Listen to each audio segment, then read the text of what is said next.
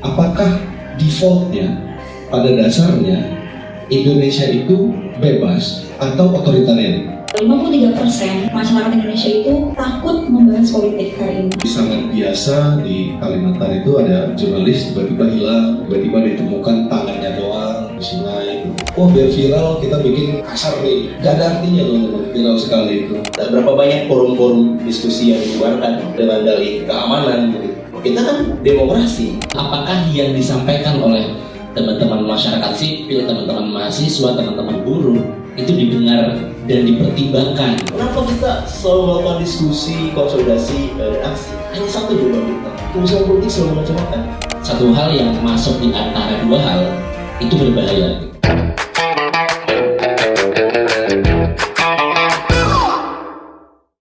Halo sahabat-sahabat Perspective Project, selamat datang lagi di acara diskusi publik Perspective Project sore hari ini. Kita mulai aja ya, langsung teman-teman, biar nggak nunggu juga. Hari ini kita kedatangan Bang Dea Nugrah dari Malaka Project. Selamat datang Bang Dea Nugrah di Perspective. Hari ini juga kita kedatangan ada Wildan Mutakin, Presnas BEM PTMA Zona 3. Selamat datang Wildan. Hari ini juga kita sama founder Perspective Muhammad Abid Al-Akbar. Apa perlu pakai selamat datang nggak? Perlu nggak? Betul ya? Perlu nggak ya? Terserah ya. Oke, teman-teman, hari ini kita mau bahas masalah yang memang dirasakan sama semua orang lah ya, Bang Dea, Wildan, Abid. Ini bahkan bukan hanya Bang Dea sebagai public figure atau yang aktif ngomong di sosial media, bukan juga hanya Abid yang rasakan, bukan hanya Wildan, tapi semua orang yang rasakan. Kita hari ini bakal membahas tentang kebebasan berpendapat di ruang publik. Apakah ini betul hak konstitusi kita atau hanya ilusi semata? Itu Bang Dea, sebelum kita mulai diskusinya, aku mau bahas beberapa data nih Bang Dea yang update ya hari ini di bulan Maret 2026 ini. SMRC dan Lembaga Survei Indonesia itu mengeluarkan hasil survei bahwa 53% masyarakat Indonesia itu takut membahas politik hari ini. Bahkan itu naik angkanya semenjak Presiden Prabowo dilantik menjadi presiden gitu. Terus bahkan 58%-nya responden itu mengakui bahwa mereka itu takut ditangkap semena-mena gitu, tiba-tiba ditangkap gitu. Terus yang kedua ada data dari Indeks Kebebasan Pers Dunia. Nah, hari ini juga peringkat Indonesia turun dari 127 ke 129 dari 180 negara. Terakhir ada data dari AJI. 80% jurnalis hari ini mengakui bahwa mereka melakukan swasensor, yaitu mereka membatasi diri sendiri ketika berita mereka akan tayang. Alasannya adalah mereka menghindari konflik, melindungi narasumber, melindungi sumber juga, dan juga mereka menakutkan masalah keselamatan mereka pribadi dan keluarganya. Nah, Bang Dea, Abid, Wildan, itulah keadaan Republik kita hari ini. Mungkin aku langsung masuk ke pertanyaannya ya, Bang. Pertama mungkin bisa Bang Dea jawab. Data tadi yang kita bahas, 53% masyarakat itu takut. Berarti kan hampir setengahnya dari 300 juta itu takut untuk bersuara masalah politik gitu di Indonesia. Nah, menurut Bang Dea, bagaimana apa yang Bang Dea rasain nih sebagai seseorang yang juga aktif berbicara di ruang publik, dan apa sih Bang indikator yang paling nyata dari menyempitnya kebebasan berpendapat hari ini? Halo, selamat sore teman-teman. Bicara data ya, data itu kan sebetulnya dia menangkap fenomena yang sudah atau sedang terjadi ya. Jadi dia bukan prediksi sifatnya, tapi yang udah berlangsung. Dan data itu memang benar mencerminkan situasi yang kita alami sekarang. Ada ketakutan gitu, ada kekhawatiran tidak hanya dari kalangan pers, tapi juga dari kalangan publik untuk menyatakan pendapat yang seharusnya dijamin oleh konstitusi. Tapi ketakutan itu valid ya. Ketakutan itu valid. Kita bisa lihat sendiri masih baru-baru ini sejak kemarin rangkaian demonstrasi Agustus ada banyak sekali teman kita yang diintimidasi, ditangkap, dikasuskan, bahkan dengan kasus-kasus yang kalau kita lihat, loh ini tuh kalau terjadi 10 tahun lalu tidak akan menjadi kasus gitu. Kayak orang timpa teks, kayak si Harit kemarin, dan beberapa yang lain. Bahkan tuh beberapa orang ada yang dikejar hanya karena share dan repost gitu. Tentu saja ini situasinya sangat buruk ya, sangat buruk, dan kita merasakannya sehari-hari. Cuman meskipun rasa khawatir itu valid, aku pengen membagikan perspektif lainnya. 2 tahun belakangan ini aku cukup sering bepergian ke luar Jakarta, ke daerah-daerah, ke Kalimantan, ke Bali dan lain-lain untuk ketemu juga dengan teman-teman di sana, teman-teman media, teman-teman aktivis, teman-teman di gerakan jaringan anti otoritarian misalnya, dan mendengar cerita-cerita mereka di sana. Nah, tadinya aku tuh berangkat dalam keadaan putus harapan lah gitu, karena melihat dari dekat sekali apa yang terjadi dalam tahun-tahun ini. Tapi ketika aku ke sana, mereka berbagi apa yang terjadi di sana. Kalau di sini resiko terbesar yang kita hadapi adalah kita disomasi atau dituntut, atau misalnya diintimidasi, dikasuskan secara hukum. Di sana situasinya jauh lebih mengerikan, teman-teman. Jadi sangat biasa di Kalimantan itu ada jurnalis tiba-tiba hilang, tiba-tiba ditemukan tangannya doang di sungai, atau kayak waktu itu di Sumatera, jurnalis rumahnya dibakar. Nah, cerita buruk itu pada satu sisi jadi menumbuhkan keberanian gitu ya. Jadi menumbuhkan keberanian. Jadi kalau kawan-kawan yang menghadapi ancaman yang jauh lebih berat ini aja berani, kenapa kita takut? Kita yang ada di kota besar, yang spotlight ada di sini, ketika terjadi sesuatu sangat cepat beritanya menyebar, sangat cepat mendapatkan dukungan. Kenapa kita merasa layak untuk lebih takut dibandingkan teman-teman di sana yang situasinya jauh lebih buruk? Kenyataan itu ya kalau kita bicara kenyataan. Kalau kita bicara yang seharusnya, tentu kita menginginkan kerja jurnalistik itu tidak dihalang-halangi. Kita menginginkan semua orang bisa bicara apa saja, bahkan dengan tanpa keharusan kritik membangun, tanpa keharusan bersopan santun, gitu kan idealnya situasi begitu. Tapi ya dengan situasi yang kita alami sekarang, mau tidak mau kita mencocokkan antara yang seharusnya yang menjadi panduan kita dengan kenyataannya, apa yang mungkin untuk kita lakukan. Nah, jadi dari yang tadi kita berbicara soal ide besarnya, kita perlu juga mempertimbangkan aspek strategis dan taktisnya. Kalau kita udah tahu lubangnya adalah ketika kita misalnya menyimpulkan sendiri pernyataan orang itu akan menjadi masalah, kita harus mencari cara gitu ya.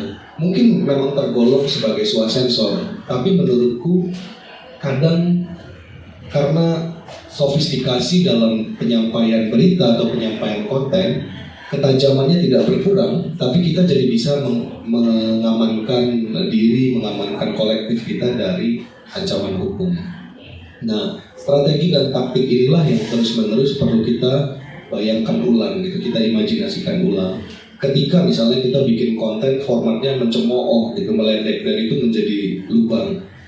Toh tidak harus meledek sebetulnya, bisa dengan misalnya kita present lebih banyak data yang terverifikasi, kita menarik kesimpulan tidak terburu-buru, tidak menjatuhkan misalnya penghakiman moral terhadap orang yang kita bicarakan, tetapi membicarakan dampak dari perbuatan dia terhadap publik, terhadap yang lain. Nah, aku rasa itu bisa jadi taktik yang bisa kita gunakan gitu hari-hari ini.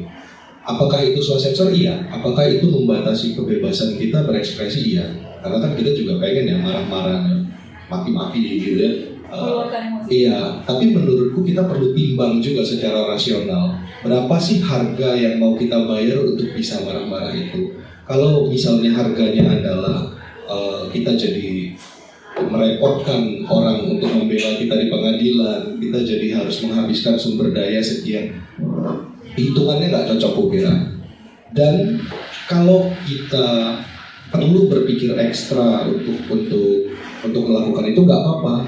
Sekali lagi mengingat ancaman yang dihadapi oleh kawan-kawan kita di luar, mereka juga mengembangkan taktik, mengembangkan strategi yang jauh lebih rumit gitu untuk bisa selamat gitu. Nah, kita mestinya mau untuk effort lebih keras mencari caranya supaya hal ini bisa berlangsung. Karena pada akhirnya apapun yang kita kerjakan itu seharusnya akumulatif sifatnya. Jadi bukan hanya biar viral kita bikin kasar nih. Gak ada artinya teman-teman viral sekali itu. Orang gak akan ingat juga apa yang kita perjuangkan. Orang hanya akan lihat, ini terus jadi masalah. Dan pada akhirnya mengulang siklus itu menambah ketakutan orang. Tapi kalau kita lakukan secara canggih, kita bisa terus-menerus melakukan itu secara sustain. Kita bisa mengakumulasi dampak, kita bisa mengakumulasi kesadaran publik, kita bisa mengakumulasi perlawanan gitu ya terhadap situasi yang kita alami. Jadi sebagaimana kata wartawan-wartawan zaman dulu, ya nggak ada berita yang seharga nyawa. Semuanya mesti kita pertimbangkan. Kalau dari aku segitu dulu.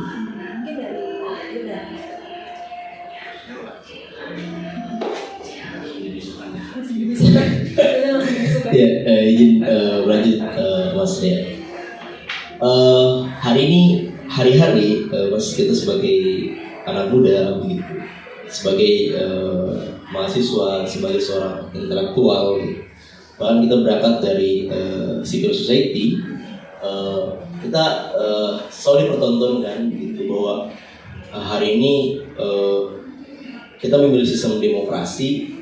Dan bicara tentang kebebasan berpendapat, ya, tentu kita sudah diatur dari undang-undang gitu.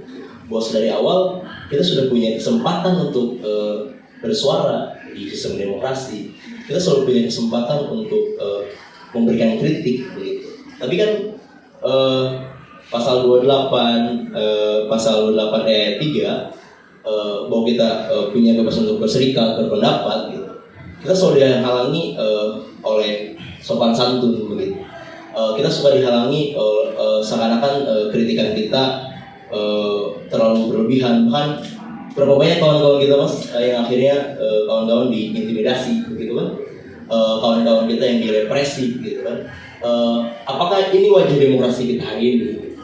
Maka kita memandangnya bahwa demokrasi kita sedang menuju demokrasi otoritarianisme misalkan, atau seperti apa yang mau kita harapkan. Tentu kita harus mengembalikan wajah demokrasi kita sebagai pada kelahirannya sebagai tempat pikiran diuji, tempat gagasan diuji, gitu, tempat dialektika. Tapi kalau kita lihat mas misalkan tanpa harus kita membuka data, berapa banyak forum-forum diskusi yang dibubarkan dengan dalih keamanan begitu.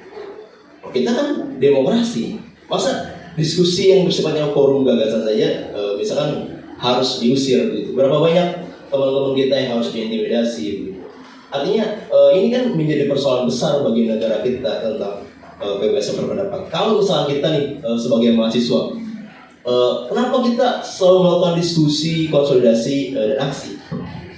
Hanya satu jawaban kita, keputusan politik selalu mengecewakan. Semasa keputusan politik mengecewakan, kita akan terus melakukan demonstrasi. Semasa keputusan politik mengecewakan, di situ kita akan terus melakukan konsolidasi. Artinya apa? Hari-hari kita terus melakukan demonstrasi, konsolidasi. Bahkan kemarin kita masih mengawal kasus Febri. Yang hari ini ya perlu diadili. Begitu. Ini kan yang akhirnya kita sedang menunggu bagaimana ketegasan penegak hukum kita terhadap kasus Febri misalkan. Bahwa semasa kita akan terus mengawal. Gitu. Dan yang kita sayangkan kan sebenarnya kenapa hari ini ruang publik kita bergemuruh dengan aksi-aksi massa, bergemuruh bersuara semuanya. Ya, sorry itu saya teman-teman semua. Ya, karena kita tidak bisa berharap dari partai politik. Kita tidak bisa berharap dari kader-kader partai yang ada di parlemen. yang harusnya parlemen tempat bercakap-cakap, tempat adu gagasan, hari ini ya tidak bisa diharapkan. Kita cenderung distrust sama partai politik hari ini. Bagaimana kita bahwa kita harus sama-sama menyepakati semuanya bahwa partai politik hari ini sudah mengkhianati ADRT mereka, bahkan konstitusi mereka sebagai suara yang wakil rakyat. Parlemen tempat bercakap-cakap tidak pernah, hari ini tidak terjadi. Hari ini hanya tempat adu kepentingan, tempat adu kompromi, tempat kesepakatan masing-masing partai disepakati. Misalkan hari ini kita publik sedang menunggu undang-undang peraturan aset dari Agustus, sekarang Agustus lagi setahun katanya.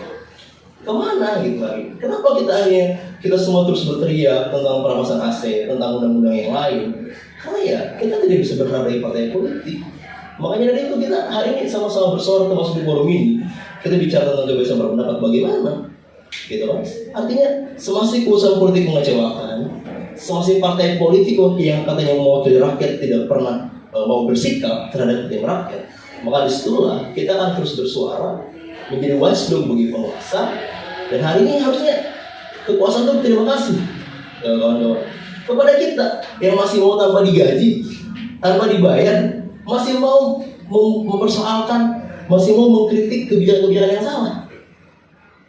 Kan kebijakan-kebijakan yang salah gak bakalan nyampe ke media presiden, Mas.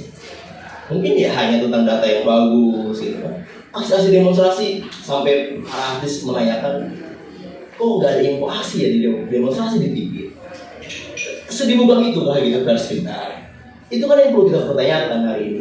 Bagaimana komitmen pemerintah tentang masa depan kebebasan berpendapat kita, masa depan demokrasi kita hari ini. Itu yang harus kita pertanyakan.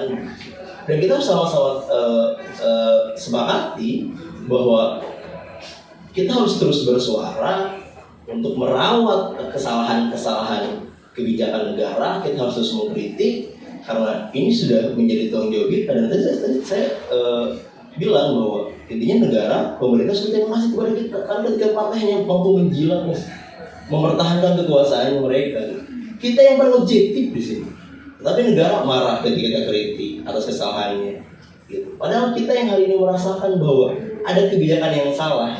Harusnya kekuasaan mampu membawas diri, menerima setiap masukan kritikan. Kok kami di sini semua, kita di sini semua tidak juga ingin kita ingin negara ini sama-sama lebih baik, demokrasi kita lebih baik, gitu. Kualitas pendidikan kita lebih baik. Kita ingin itu. Kita di sini tidak ada yang ingin menjadi anti aplikasi. Tidak ada. Kita sama-sama ingin memastikan bahwa kompas demokrasi kita masih berada di kompas dan kiblat yang benar. Mungkin itu dulu kabarnya. Cek. Terima kasih Mbak Moderator, Mbak Fani, dan tadi sudah banyak insight ya dari Mas Dea, dari Bung Wildan. Tapi sebelum saya mulai, mungkin teman-teman yang di belakang boleh duduk di depan aja.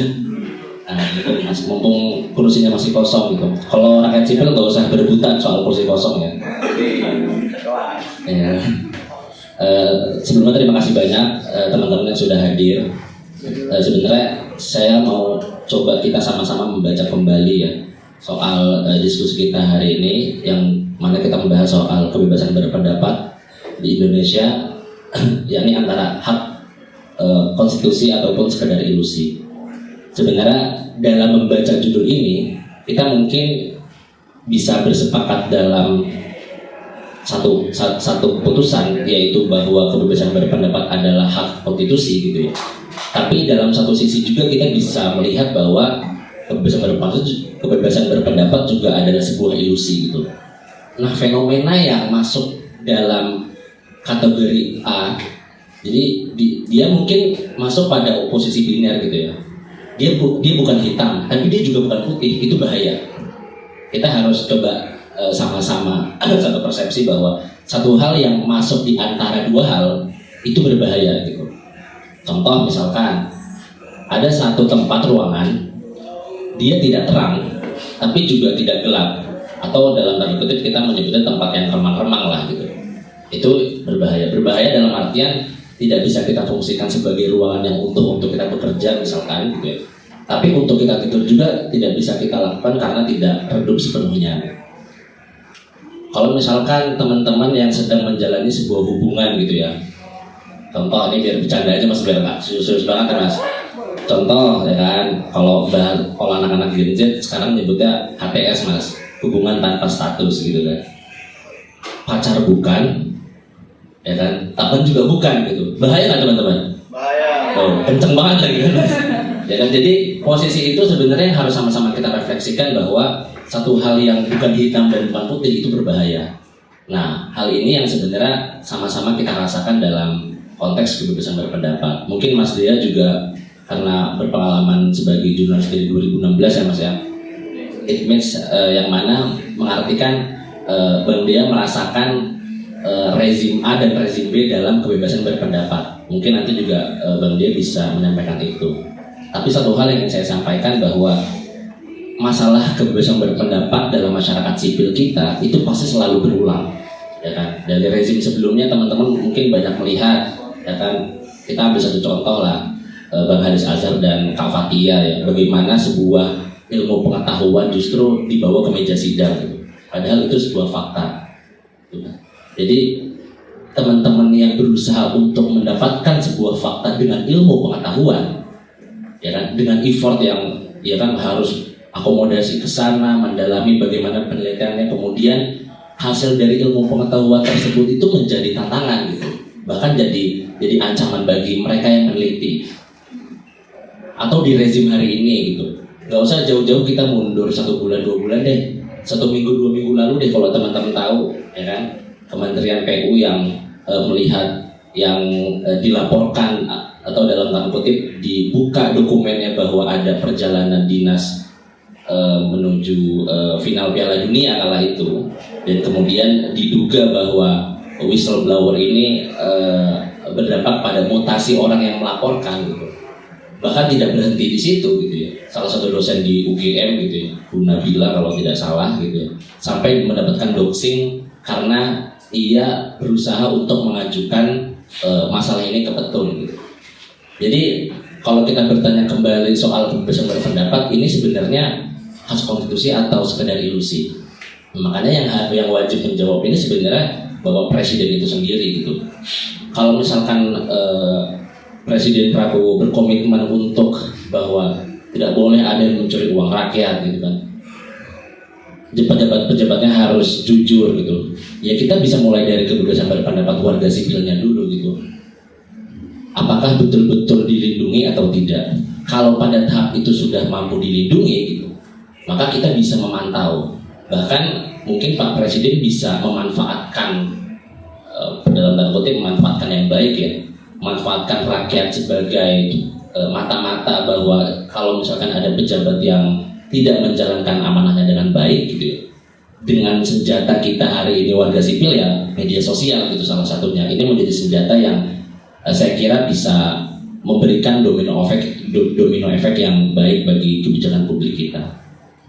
Nah, satu hal lagi yang ingin saya sampaikan juga soal bahwa kebebasan berpendapat ini tidak boleh, harus tetap menjadi hak konstitusi kita dan hak yang melekat gitu. Jadi saya pernah mendengar salah satu teori politik ya, last line of defense gitu. Jadi mungkin teman-teman kira-kira resah gak sih setiap hari mendapatkan kabar yang buruk dalam suatu kebijakan publik? Resah ya, mungkin teman-teman resah. Tapi ada batasan. Jadi ketika kita resah, mungkin kita terkadang merasa ada beberapa masalah yang bisa kita tolerir lah misalkan. Contoh, tadi misalkan saya diskusi sama teman-teman sebelum acara ini ya. Kita misalkan melalui beberapa jalan-jalan di Jakarta inilah gitu. Kita melihat, wah di sini ada galian kan, teman-teman mungkin bisa melihat ya, menyebabkan kemacetan. Belum lagi rush hour gitu ya. Wah, macetnya itu udah kita pulang kerja capek gitu ya, menghadapi kemacetan yang parah juga. Karena misalkan ada beberapa galian yang kita lihat di tengah jalan gitu. Mungkin dalam satu case kita pada akhirnya mentolerir kan, oh ya udahlah, ini kita mau protes juga gimana kan, nggak mungkin kita turun dari kendaraan gitu, terus galian-galian itu kita tutup sendiri sehingga bisa dilalui oleh kendaraan, kan nggak mungkin kan. Yang ingin saya maksudkan adalah kita masih bisa mentolerir itu tuh, meskipun kita kesal. Tapi ada satu hal yang pada akhirnya sebenarnya rakyat sipil tidak bisa tolerir, yaitu hak untuk mencoblos sama hak untuk berpendapat.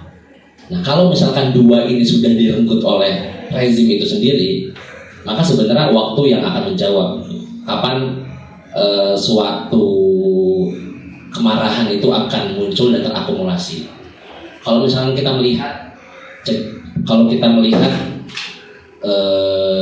teman-teman tahu nggak demonstrasi ketika sebelum pencalonan pemilihan kepala daerah gitu.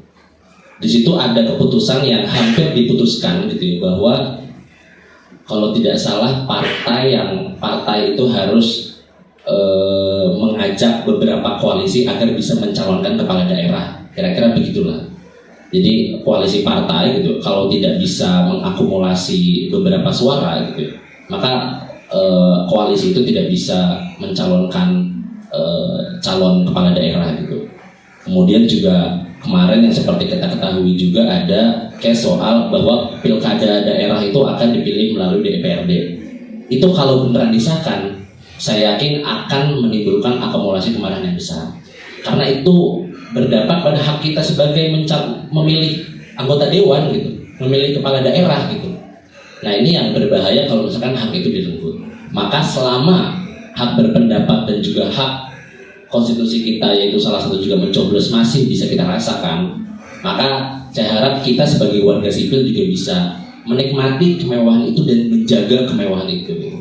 Kalau kemewahan itu udah tidak ada pada tangan kita, nanti ya kayak sesuatu barang lah atau sosok gitu ya, mungkin teman-teman kalau misalkan sudah kita dapatkan kemudian kita hilang gitu, mungkin kita akan merasa hilang ketika sesuatu itu sudah hilang. Maka selama hak berpendapat dan hak kita dalam mencoblos itu masih bisa kita rasakan dan kita nikmati, maka kita harus maksimalkan hak itu dengan baik gitu. Itu sih. Makasih banyak Adit, Wildan, dan Bang Dea.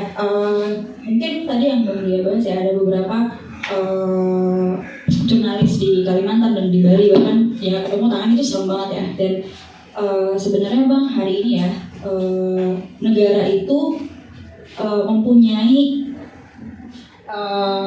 versi kebebasan pendapatnya tuh sendiri gitu loh. Kebebasan berpendapat sebagai hak warga negara mereka itu adalah dalam klausul sopan santun, Bang. Klausul sopan santun dan yang tidak mengganggu kerja-kerja negara atau kerja-kerja rezim lah ya.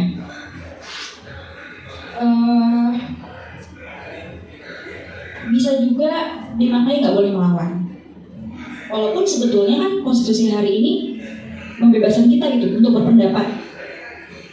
Kalau kebebasan itu sudah dibatasi atas nama kepatutan, kesopanan, menjaga stabilitas, maka muncul pertanyaan Bang, apakah di mana sih sebetulnya titik kepatutan, kesopanan ini dimulai disalahgunakan untuk mengungkap kritik? Satu, dua, kadang kritik itu jadi dikategorikan sebagai disinformasi, fitnah dan ujaran kebencian.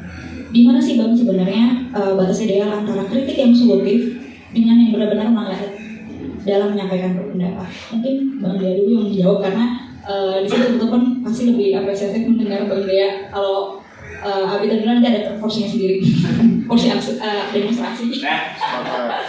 Oke,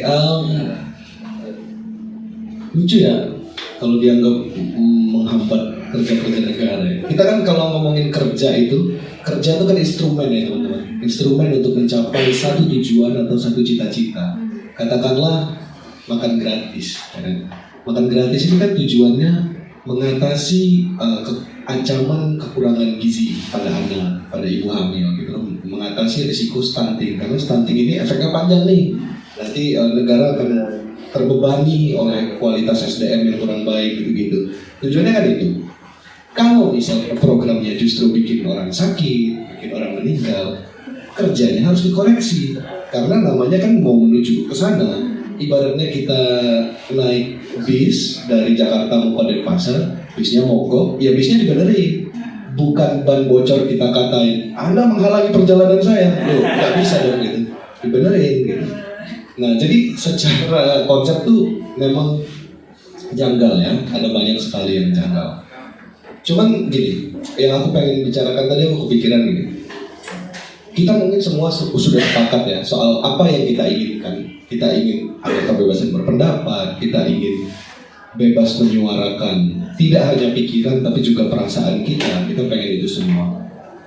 Tapi pertanyaannya sebenarnya, menurut teman-teman ya, apakah defaultnya pada dasarnya Indonesia itu bebas atau otoritarian?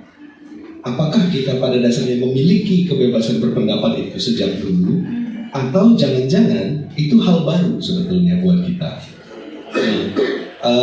Beberapa waktu belakangan ada teman penulis namanya ZRS, dia mengutarakan ide itu ya. Dia bilang ketika dia melihat sejarah Indonesia secara keseluruhan, pada dasarnya dia bilang sejarah Indonesia adalah sejarah otoritarianisme. Kebebasan itu kita miliki sebagai sebuah privilege, sebuah jeda singkat. Kalau misalnya kita lihat zaman rezim Soekarno, Orde Lama, berapa banyak wartawan yang dipenjara karena menghambat kerja-kerja. Pramudiana Tatur itu masuk penjara teman-teman di era Soekarno karena membela orang Cina waktu itu. Dia punya buku namanya Hua Kiao itu. Nah itu dia membela orang-orang Cina yang jadi korban persekusi, lalu dia dipenjara oleh rezim Soekarno. Padahal punya kedekatan secara posisi politik pada waktu itu ya. Orde Baru tentu saja lah semua tahu. Lalu reformasi kita mengalami itu. Ada kesepahaman antara Dewan Pers dan Polri dan segala macam, ruang terbuka. Nah tapi ternyata ruang terbuka ini tuh bukanlah sesuatu yang kita miliki sejak dulu, tetapi sesuatu yang berhasil kita buka. Artinya kalau dianalogikan sebagai sebuah pohon, kebebasan kita itu bukan pohon yang udah ada sejak dulu, tapi sebuah tunas pohon baru. Kenapa ini penting? Karena untuk memperbaiki keadaan, untuk mengubah sesuatu, harus diawali dengan kita punya peta realitas yang akurat. Kita harus tahu dulu keadaannya ini kayak apa, baru kita identifikasi masalahnya di mana. Ketika kita membaca kebebasan Indonesia sebagai pohon yang besar, yang kuat, tapi sedang dirusak oleh hama gitu, akan berbeda cara membacanya dengan ketika kita menganggap kebebasan di Indonesia sebagai pohon kecil yang baru tumbuh. Apa bedanya? Pohon kecil ini tidak punya akarnya lemah. Dia sangat rentan kena sangat rentan mati gitu ya. Kena tiupan angin aja dia bisa roboh. Sangat berbeda sama pohon besar. Nah, ketika kita memahami kenyataan ini secara akurat, kita jadi tahu apa yang harus kita lakukan. Gimana sih caranya supaya pohon ini bertambah besar, supaya kebebasan ini bisa menjadi satu sistem yang betul-betul mengakar di kita. Gitu. Kita harus pelihara. Disinilah akan tampak perbedaannya di level strategi. Kalau kita menganggap demokrasi, kebebasan itu udah settle di Indonesia, kita akan fokus pada membersihkan hamanya. Nah, ini ancaman bagi kebebasan, kita lawan ini. Tapi kalau misalnya kita lihat ini hal baru yang sangat rentan segala macam, kita juga akan memikirkan bagaimana caranya dia bisa tumbuh tanpa diinjak sapi, gitu. Tanpa mengalami kayak gitu. Nah, jadi kupikir perlu juga kita melihat dari satu jarak tertentu untuk merumuskan strategi. Kalau bicara soal apa yang harus, apa yang kita mau, kita semua sepakat lah. Kita semua sepakat. Tidak ada yang pengen ditindas, pengen dihambat, pengen dilarang. Tapi kita juga perlu memahami realitas secara akurat, baru kita mencari resepnya, mencari cara mengobatinya gitu. Karena setiap penyakit, setiap kondisi itu memiliki cara mengatasi yang berbeda-beda. Dan karena itu pula, ketika kita membaca teori atau ketika kita membaca situasi di negara-negara lain, dia bisa menginspirasi kita, bisa menjadi pembanding, tapi tidak bisa serta-merta kita terapkan di dalam konteks kita. Konteks itu sangat penting.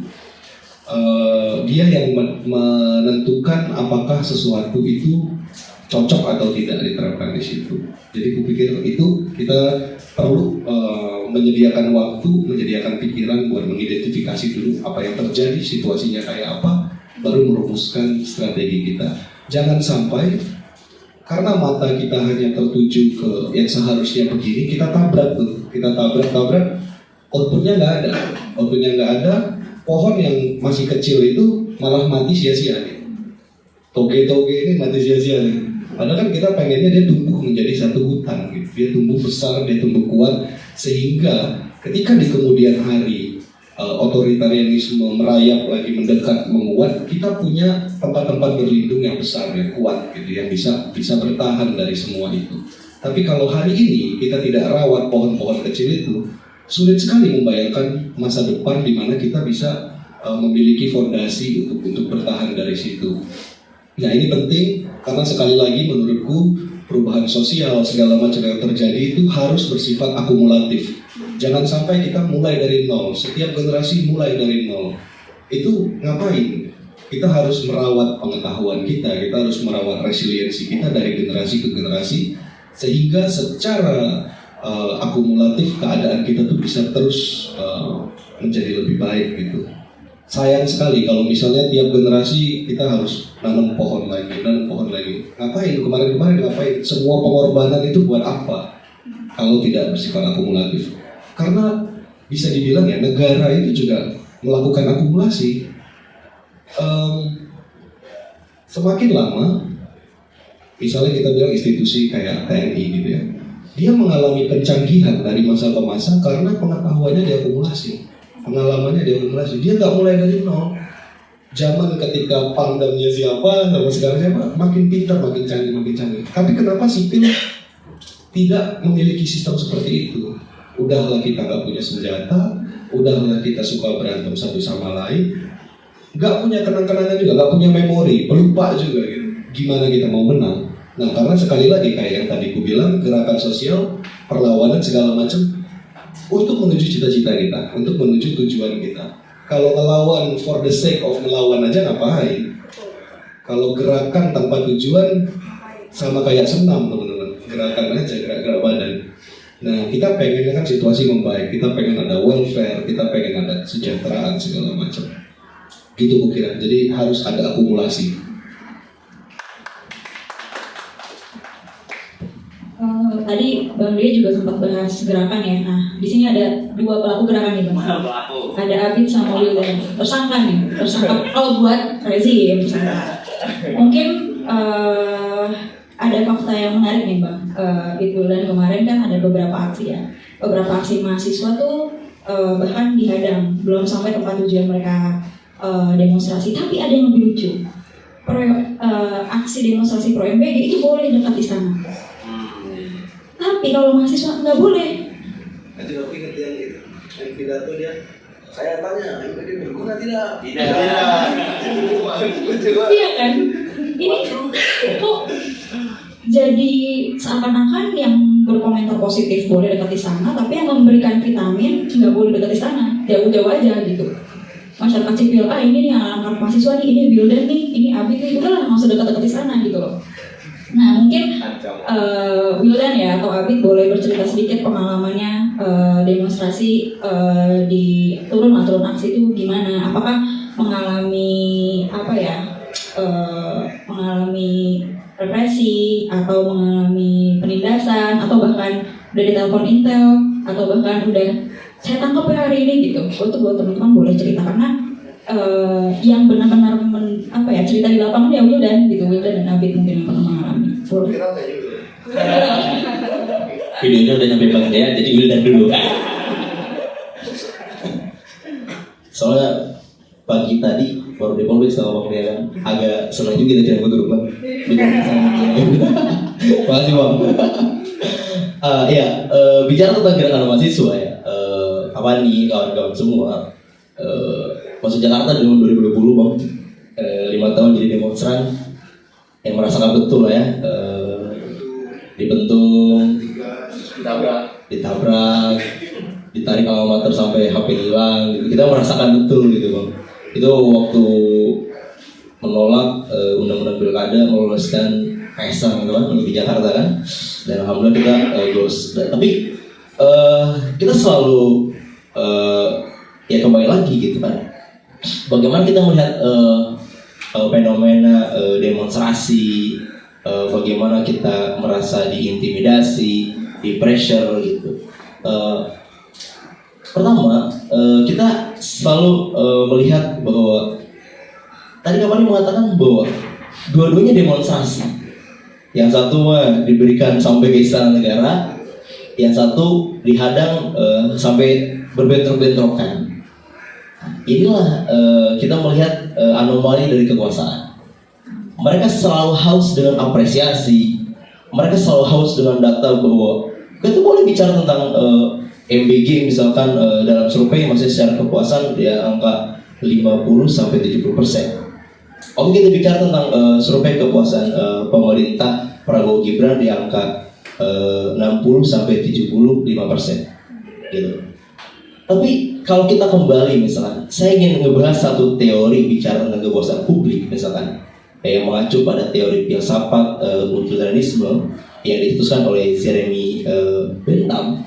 Dia mengatakan seperti ini, the greatest happiness for the greatest number.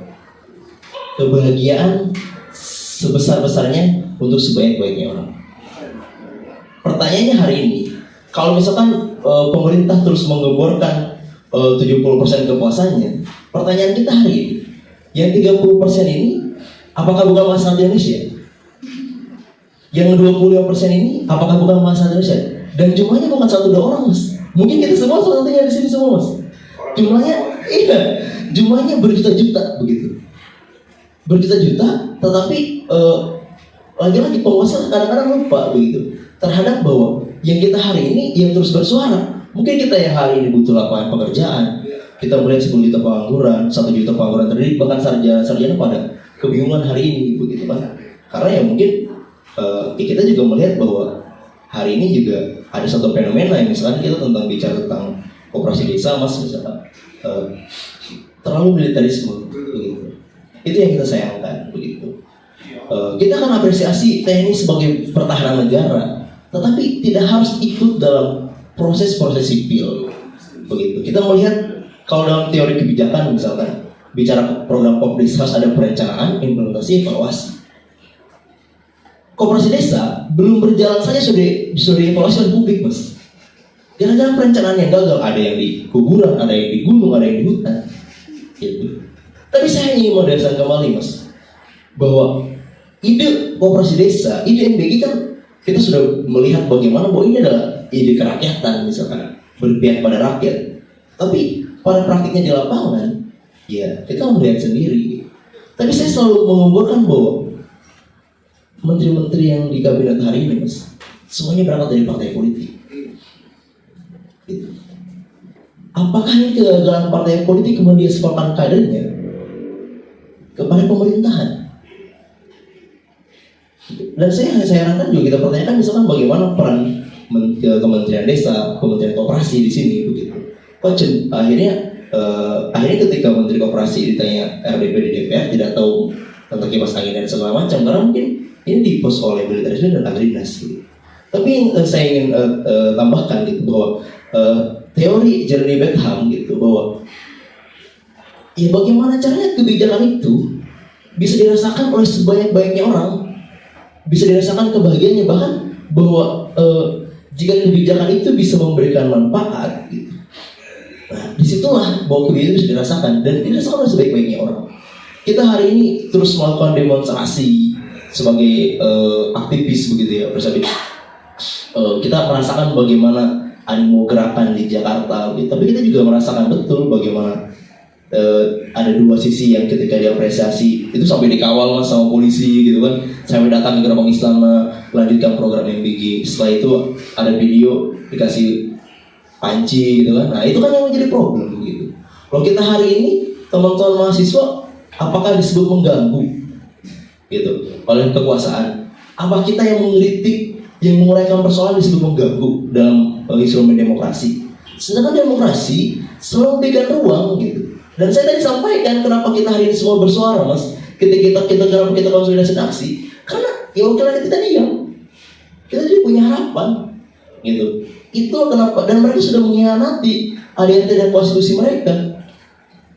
Itu alasan kita kenapa hari ini kita sama-sama harus bergerak, teman-teman harus bersuara. Karena partai politik sudah tidak punya harapan. Gitu. Makanya di forum ini juga saya ingin mendalilkan, Mas, bahwa kita harus mereformasi tentang partai politik. Bagaimana tidak mengecewakannya partai politik? Menurut data temuan KPK, 30-60% kasus yang mereka tangani yang kena yang korupsi, 69% partai politik. Semua kasus dan yang berangkat dari kader politik menyumbang 69%. Ini sungguh menakjubkan. Ini kan potret hari ini. Gitu. Kita ingin menyampaikan kepada pemerintah, kepada penguasa hari ini, bahwa kita hari ini semua hanya ingin menguraikan persoalan. Bahwa fungsinya kritik kan menguraikan permasalahan. Bahwa demonstrasi yang kita lakukan ada tuntutan yang kita bawa. Gitu. Tapi hari ini saya juga bagaimana kita melihat wajah represivitas. Gitu. Kita bicara misalkan bahwa kita dijaga oleh kepolisian, tapi hari ini juga Mas TNI juga semakin terlibat di ranah sipil. Saya ingin menekankan bahwa TNI itu sudah dikawal sebagai pertahanan negara. Gitu. Tidak harus benar-benar kita masalah sipil yang menyampaikan aspirasi, saya cukup di Polri saja begitu kan. Tapi kita melihat pas demonstrasi teman-teman UI, bagaimana TNI-nya sebanyak itu kan menjadi pertanyaan. Karena kita melihat kalau TNI kan, kalau melihat titik ini bukan jangan-jangan bukan titik aksi, tapi titik perang. Gitu. Bayangkan, kita sipil harus perang, kan kita tidak mau seperti itu Mas. Gitu. Kita ada beberapa hal yang harus kita kritisi bahwa dalam demokrasi dan tata masalah sipil dalam demokrasi memang militerisme, itu jelas. Gitu. Tapi bicara tentang tadi dua hal bagaimana kita melihat fenomena ini, kami ingin menyampaikan bahwa setiap kami demonstrasi adalah instrumen demokrasi. Kita bukan ancaman. Mahasiswa ini bukanlah teroris. Kita bukan komunis. Kecuali ketika yang hari ini disebut aksi, misalkan yang membela kebenaran disebut komunis, maka saya katakan saya adalah komunis. Ketika yang hari ini turun aksi membela kebenaran disebut sebagai teroris, maka saya katakan saya teroris. Ketika yang disebut aksi membela kebenaran, membela rakyat disebut sebagai anti-anti, saya tidak jadi masalah jadi anti-anti.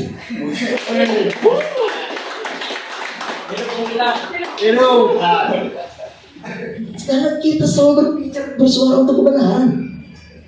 Cross check teman-teman mahasiswa, bagaimana hari ini yang terus turun di jalan konsolidasi Mas, bagaimana kita sulitnya merawat teman-teman aliansi, teman-teman gerakan di grassroots untuk sama-sama menyuarakan hal yang sama, bentrok gitu. Kita bicara tentang misalnya kepolisian.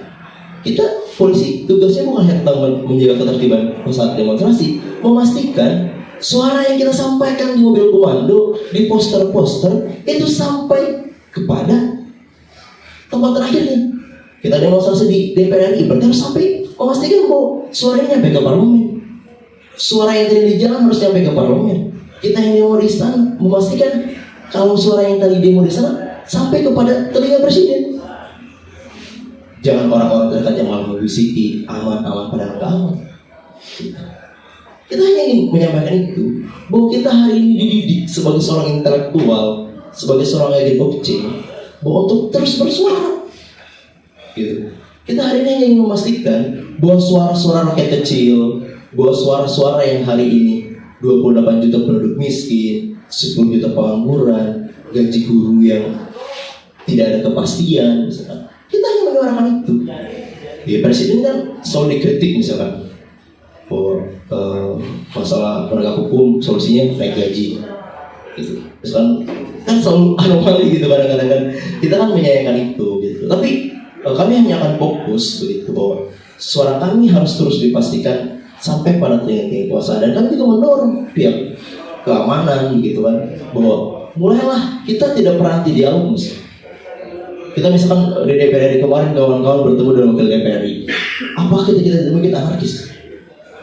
Kita menerima dialog itu, kita sampaikan polisi brief kita sampaikan kajian mendalam kita, dan memang seharusnya DPR membuka pintu ruang itu untuk dialog bersama kami. Jangan sampai kita ketemu dengan DPR RI di hotel-hotel, saat reses. Ada wakil rakyat berbicara, baru kita ketemu di hotel-hotel yang bintang. Kita tidak mau itu. Mari bertemu kami di jalanan ketika ada persoalan kebangsaan yang tidak memuaskan bagi kami.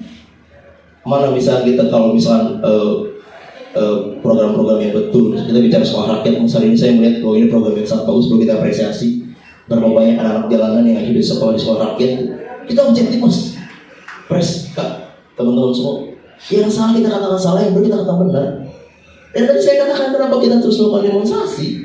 Karena itu justru mengecewakan. Ketika perusahaan politik mengecewakan, kita akan semua melakukan demonstrasi.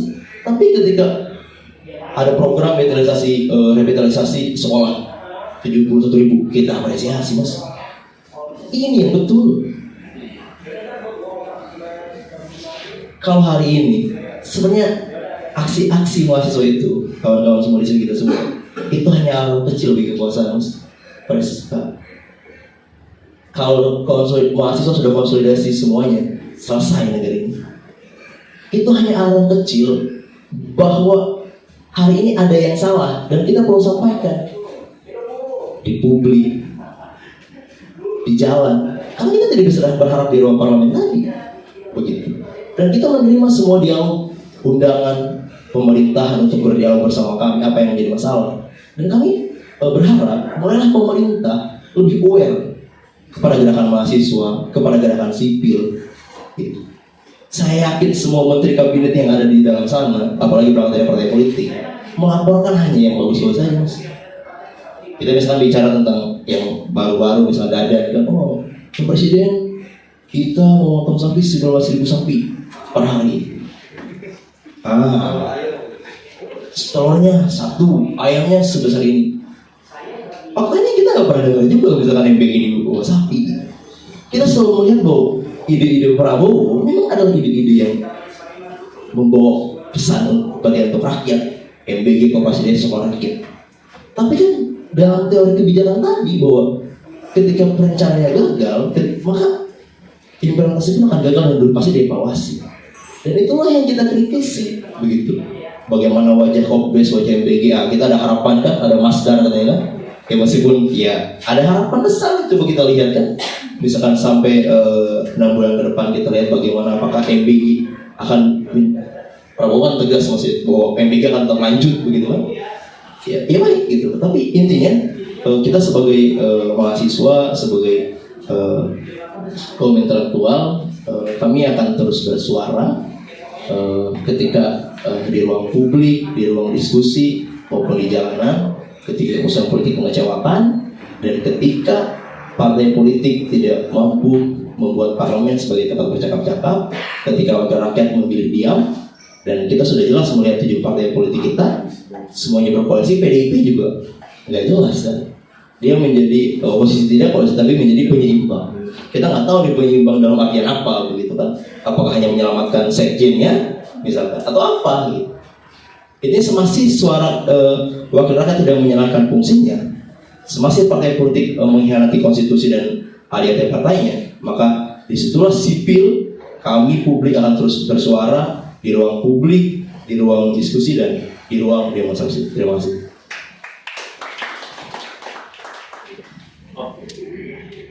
Mungkin ceritanya Bang Wildan relate lah ya, kita juga sama-sama relate. Kita sama-sama pelaku aksi ya. Kita juga butuh nih jawaban dari mantan Presma UIN Jakarta. Dulu ya. Pres Abid ya. Pres Mas Abid. Selain founder perspektif kan dulu Presma kan.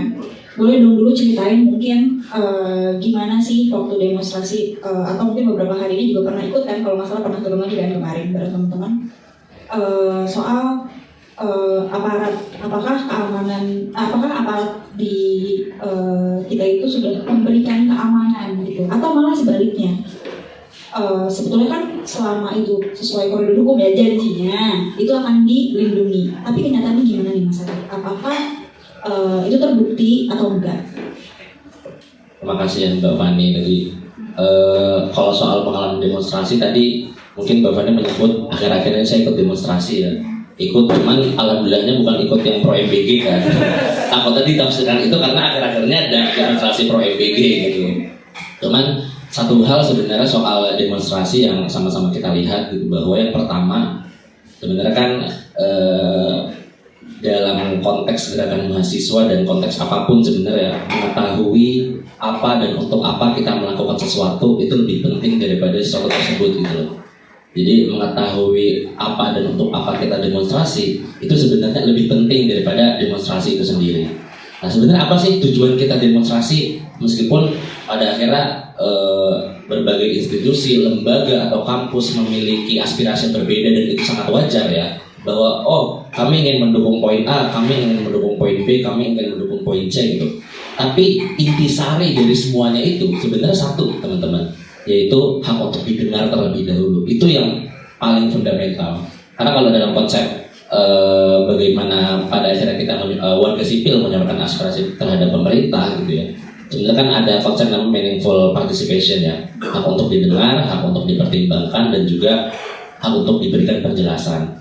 Nah terkadang bukan hanya tiga ini yang tidak terakumulasi secara penuh terhadap warga sipil, tapi terkadang tiga hal ini juga yang diduga gitu ya, menurut keyakinan saya gitu kan, itu terkadang di otak atik. Di otak atik itu dalam artian apa? Hak untuk didengar. Ya, didengar beberapa institusi atau lembaga yang mungkin agak-agak berbeda dengan tujuan awalnya, kira-kira begitulah. Gitu kan. Hak untuk diberikan penjelasan sudah dijelaskan, tapi hanya terhadap beberapa lembaga dan institusi yang mana dilakukan secara tertutup gitu. Sehingga mungkin teman-teman mahasiswa Bung Wildan yang sudah ratusan kali ikut demonstrasi gitu ya, merasa jengah karena ya kok bukan karena tidak dilibatkan ya, tapi tidak didengar ya aspirasinya, yang sehingga mahasiswa perlu turun ke jalan gitu. Ya kan? Pada akhirnya mahasiswa turun ke jalan. Nah dalam konteks turun ke jalan ini muncullah berbagai fenomena yang memberikan fakta bahwa yang pertama, kita pada akhirnya kalau saya dulu Mbak Fani ya, mencoba untuk demonstrasi, kita coba turutin alurnya tuh. Oke, kita disuruh bikin izin pemberitahuan H-3, kita lakuin gitu. Karena kita meminimalisir hal-hal yang pada akhirnya dipakai untuk mencegah kita ketika jalan menuju titik aksi ya, bukan titik perang ya. Kalau kata Bung Bulan titik perang kayaknya serem juga gitu. Titik aksi ya, kalau di Jakarta mungkin konteksnya kebanyakan misalkan di depan gedung DPR gitu, atau misalkan di istana yang mana nanti ditariknya ke patung kuda gitu kan, sudah menjadi template lah kira-kira begitu. Nah, kita menjalani aturan-aturan yang memang ditutup untuk seperti itu gitu, untuk mencegah hal-hal yang tidak diinginkan ketika kita menuju jalan aplikasi. Tapi pada akhirnya intinya Pak, ketika teman-teman mahasiswa ikut demonstrasi kan sebenarnya hak untuk didengar. Nah ini yang sebenarnya bikin kita jengah gitu. Ini kita udah bawa teman-teman, kita mungkin mengeluarkan kos untuk sewa Kopaja, bahkan kita kadang udah diteror sama supir Kopaja itu, bang ini mana bang, belum bayar bang, bentar ya bang, kita masih ngecek juga gitu. Tapi nggak didengar juga aspirasi kita gitu. Jadi terkadang memang pada akhirnya di luar kendali kita juga ada teman-teman yang akhirnya melakukan tutup jalan gitu, bakar ban yang tidak pada tempatnya gitu, sehingga memancing ya sebenarnya itu hak-hak mereka juga gitu ya, untuk melakukan atraksi-atraksi yang memanggil untuk kita bisa didengar. Makanya fenomena kemarin ya sebenarnya kita dilihatkan, kalau saya boleh mengcapture rezim hari ini dan rezim lalu ya dalam konteks demonstrasi gitu, beberapa hal ada yang perlu kita apresiasi sedikit lah, bahwa pada akhirnya misalkan kemarin ada demonstrasi di depan gedung DPR ya, Bung Wildan ikut nggak waktu itu tuh depan gedung DPR ya, yang pada akhirnya beberapa anggota DPR keluar dari gedung DPR gitu ya, ada Pak Sofi Dasko, Pak Saan Mustafa, dan beberapa anggota dewan lainnya yang pada akhirnya mendekati aksi mahasiswa itu sebenarnya yang perlu diikuti oleh beberapa anggota dewan lainnya gitu, dimana hak untuk didengar itu ada, meskipun yang menjadi catatan adalah kemana aspirasi itu berlanjut, apakah menguap, apakah hanya gimmick semata untuk menunjukkan bahwa kita sudah mendengar gitu. Tapi setidaknya satu stepnya udah nih gitu. Tinggal next stepnya adalah apakah yang disampaikan oleh teman-teman masyarakat sipil, teman-teman mahasiswa, teman-teman buruh itu didengar dan dipertimbangkan. Nah kita masuk pada level kedua, dipertimbangkan nggak sih? Apa hanya menjadi masuk telinga kanan keluar telinga kiri gitu kan? Atau hanya dipakai untuk gimmick semata bahwa ini kami dari anggota DPR, dari fraksi partai A, partai B, partai C sudah mendengarkan aspirasi, tapi hanya sebatas itu. Nah ini yang sebenarnya sama-sama kita perlu bercatatan. Nah, satu hal juga yang sedikit cerita juga ya Mbak Fani ya, Bang Dea dan Bung Wildan gitu ya. Pada akhirnya kenapa kita coba mendirikan Homeless Media Perspektif ini, sebenarnya kita ingin mendiseminasi isu-isu yang tidak diangkat oleh media lain. Karena case-nya misalkan gini teman-teman, ketika kita dulu mencoba melakukan penyampaian aspirasi dengan konsep demonstrasi gitu, belum tentu didengar gitu. Bukan hanya belum tentu didengar oleh pemerintah gitu ya, oleh pihak yang bersangkutan gitu ya, tapi juga tidak didengar dengan baik oleh masyarakat sipil, dan itu tidak masalah gitu, karena kita juga perlu pelan-pelan. Misalkan ketika demonstrasi mungkin Bung Wildan juga pernah merasakan lah, bawa Kopaja, bawa motor, banyak masyarakat sipil yang masih terganggu dengan demonstrasi yang ada, tapi jangan dibalas dengan kemarahan juga gitu. Itu hanya menjadikan konflik antar warga sipil yang harus sama-sama kita pahami, bahwa seperti yang Bang Dea tadi sampaikan, bahwa kita harus memahami ini sebagai pohon kecil dan harus terus dipupuk, harus terus dirawat, tidak ada hama dikit kita habisin tumbuhannya gitu. Khawatir kita tidak punya pohon lagi gitu. Itu mungkin yang menjadi kritik juga bagi kesulitan warga sipil hari ini. Nah, berlanjut ketika kembali kepada cerita tadi gitu, bahwa kayaknya kita perlu mendiseminasi isu yang perlu kita suarakan gitu. Sehingga ya apa yang bisa kita lakukan sebagai warga sipil, sebagai orang yang pernah kuliah, sebagai orang yang pernah turun ke jalan gitu, apa hal sederhana yang bisa kita lakukan gitu, yang menyuarakan melalui media sosial. Meskipun kalau tadi Mbak Fani sudah cerita bahwa wah mati. Enggak, ini tappingnya mati. Waiting for connection. Cek. Oke, nggak apa, kita lanjut aja. Ini udah ada. Ini bisa kan? Oke, sedikit cerita lanjut lagi ya teman-teman gitu. Tappingnya nyala. Lanjut aja dulu, nggak apa.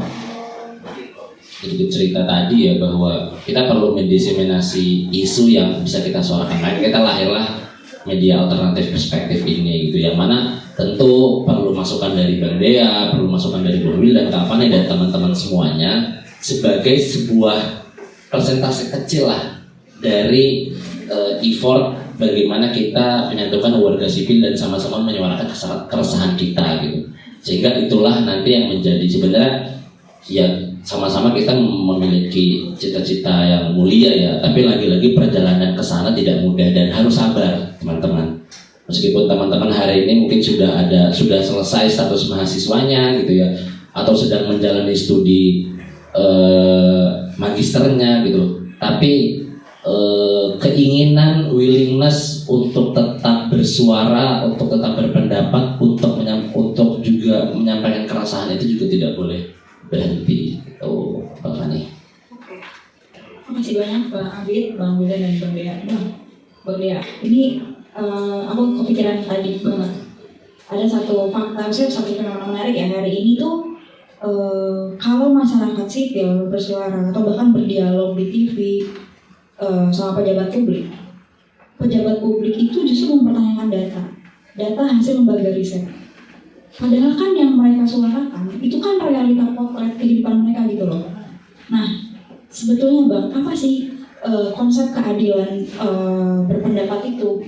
Karena gimana Bang, masyarakat tuh dipaksa untuk ayo lu harus ngomong dengan data. Kayak kemarin mungkin Bang Dea lihat lah ada beberapa anak BEM yang berdialog di TV. Betul, sama Bang Kodari lah kalau misalnya kita sebut.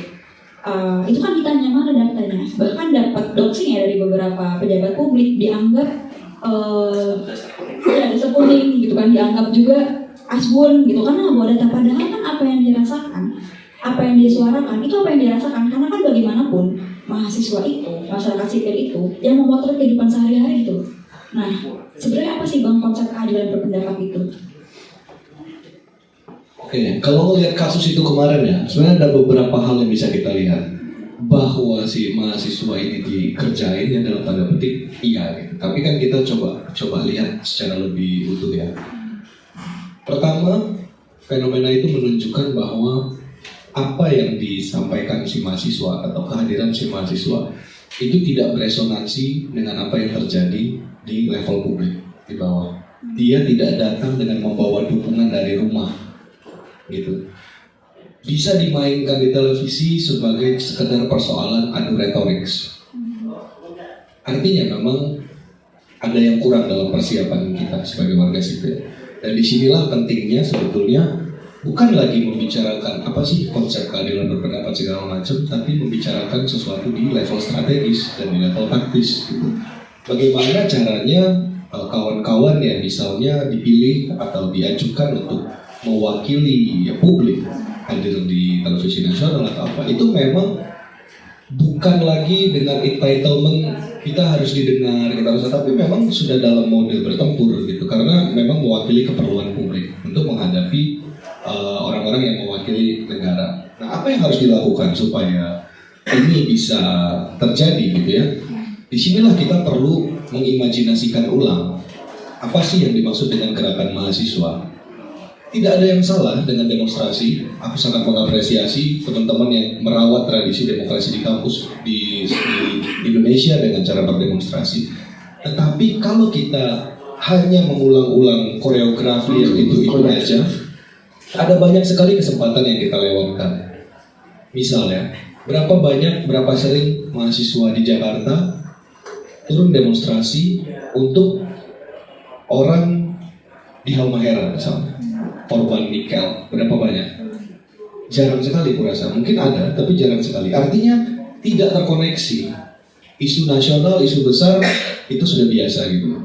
Tapi tanpa koneksi yang genuine antara orang-orang digerakkan dengan publik yang seharusnya dia wakili, yang ada di depan ini nggak akan pernah dapat kekuatan yang cukup karena dia tidak punya dukungan yang konkret dari publiknya. Nah, yang tadi ku maksud dengan mengimajinasikan ulang adalah kenapa misalnya tidak mahasiswa selain berdiskusi di kampus atau konsolidasi atau apa, tapi juga misalnya live in di kampung-kampung kota, bicara dengan orang-orang banyak gitu ya, di mana gitu ditempatkan di daerah lain sehingga memiliki ikatan yang lebih konkret dengan publik yang coba seharusnya kita wakili gitu. Karena pada akhirnya selama kita merasa mewakili publik tapi tidak punya ikatan yang konkret dengan publik tersebut, kita nggak akan cukup kuat. Ditaruh dimanapun kita akan terputus dari apa yang coba kita lakukan. Nah, belakangan aku gembira juga karena mulai ada nih kesadaran untuk memiliki imajinasi politik yang lebih luas. Sebagian teman-teman di gerakan udah punya kesadaran bahwa medan yang harus kita menangkan itu bukan lagi di depan kantor DPR, tetapi kota kita sendiri, lingkungan di dekat rumah kita sendiri. Ketika 3 km dari rumah kita ada warga yang digusur, kita tahu nggak apa yang kita lakukan buat mereka? Ketika misalnya warga di Dago Elos waktu itu mau digusur, itu menakjubkan sekali, menunjukkan kematangan misalnya gerakan di Bandung, di mana satu kota itu orang bisa konvoy mengantar ke pengadilan dan mengatakan kalau Dago Elos kalah, Bandung kita bakar. Itu adalah gerakan yang punya basis yang kuat, yang punya hubungan konkret, hubungan genuine dengan publik yang mereka wakili. Nah, itulah yang akan menjadi akar menurutku dalam politik warga sipil ya. Butuh akar, butuh kesinambungan, butuh perasaan kita hanya memiliki ini gitu sama satu sama lain gitu. Bukan lagi gerakan yang berdiri di atas publik dengan jarak tertentu. Media gimana? Media juga begitu. Yang kubayangkan kita media-media itu mesti tumbuh di tengah komunitas-komunitas itu. Jadi setiap komunitas itu memiliki corongnya sendiri.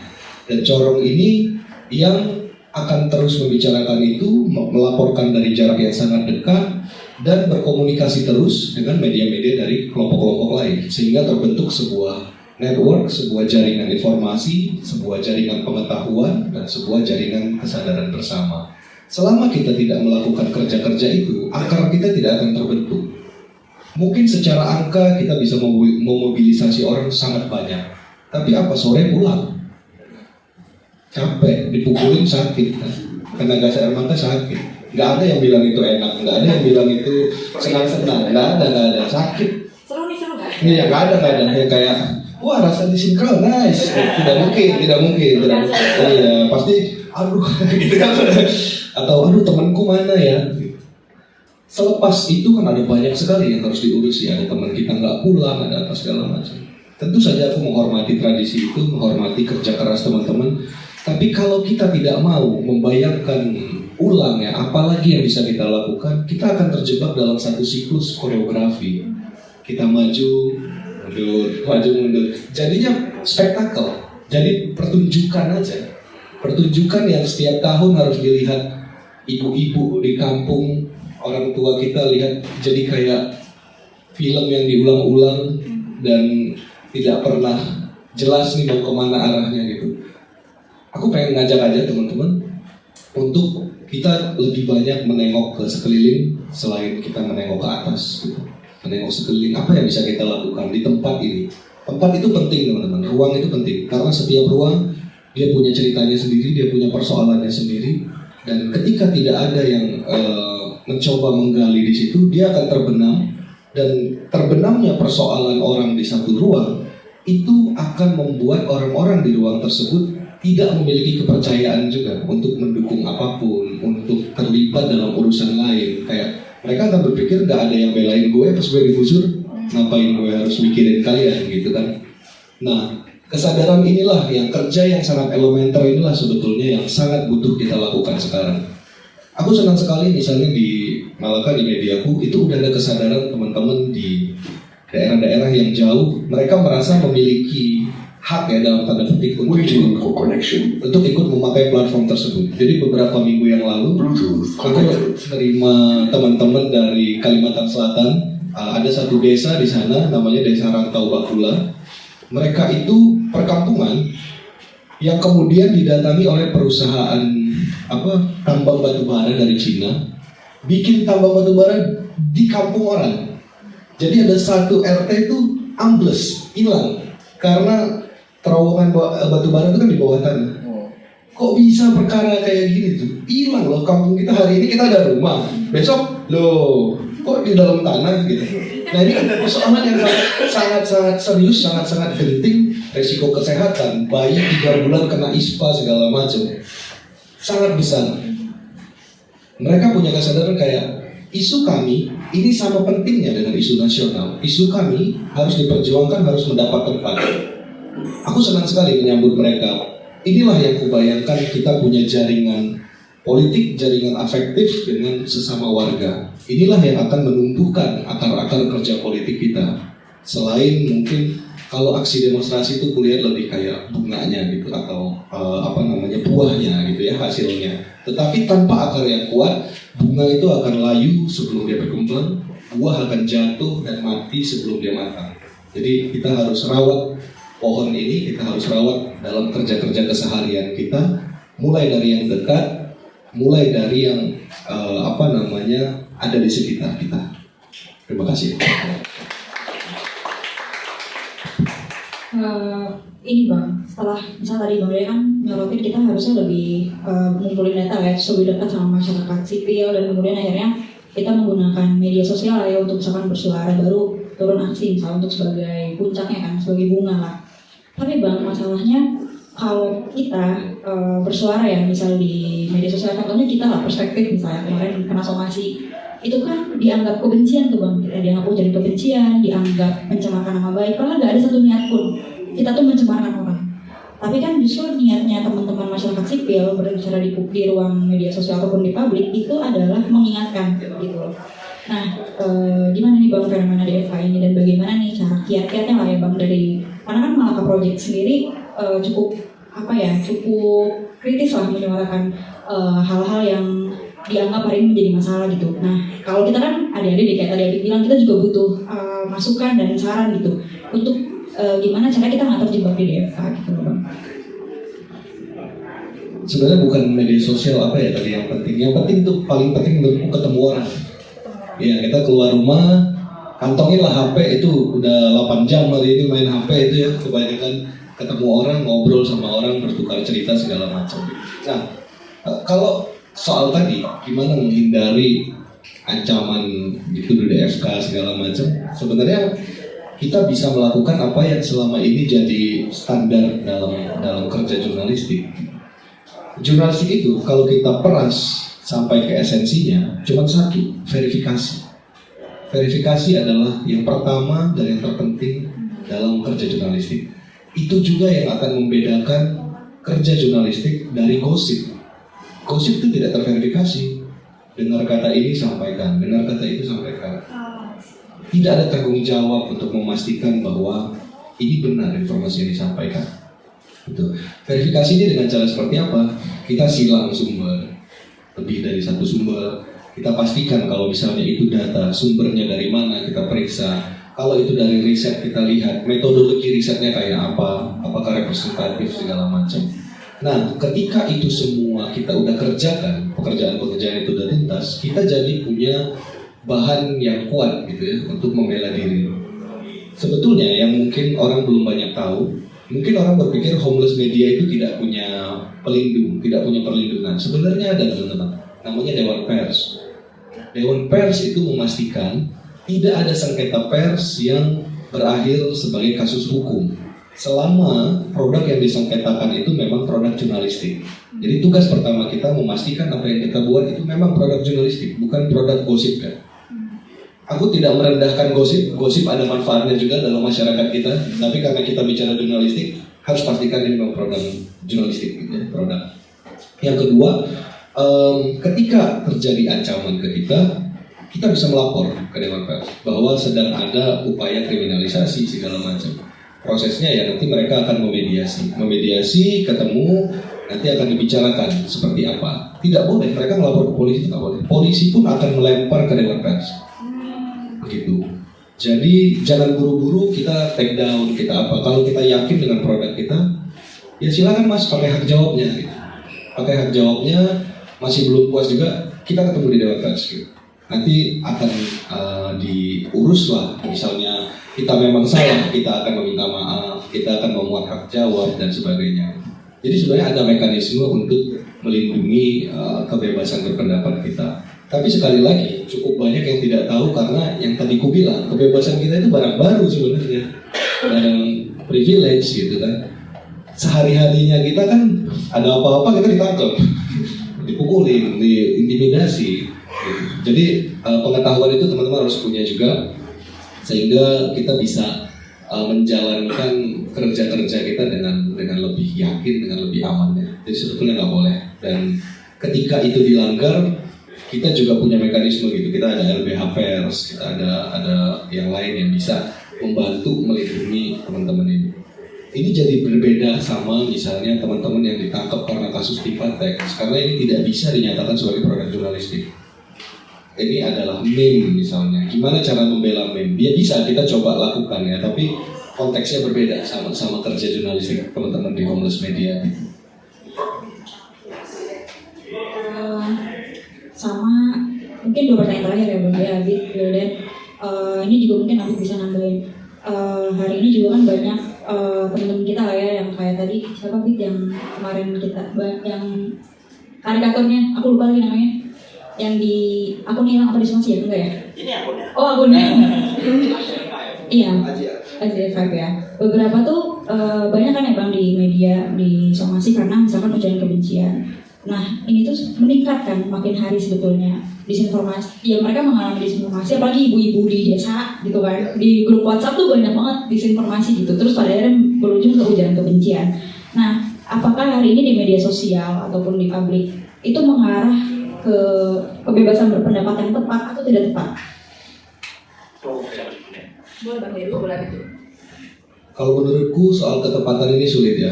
Kita nggak bisa juga misalnya kita punya pengalaman kerja jurnalistik lalu kita mengecilkan ekspresi orang sipil umum sebagai ini mah nggak urusan kita nih, nggak bisa kayak gitu.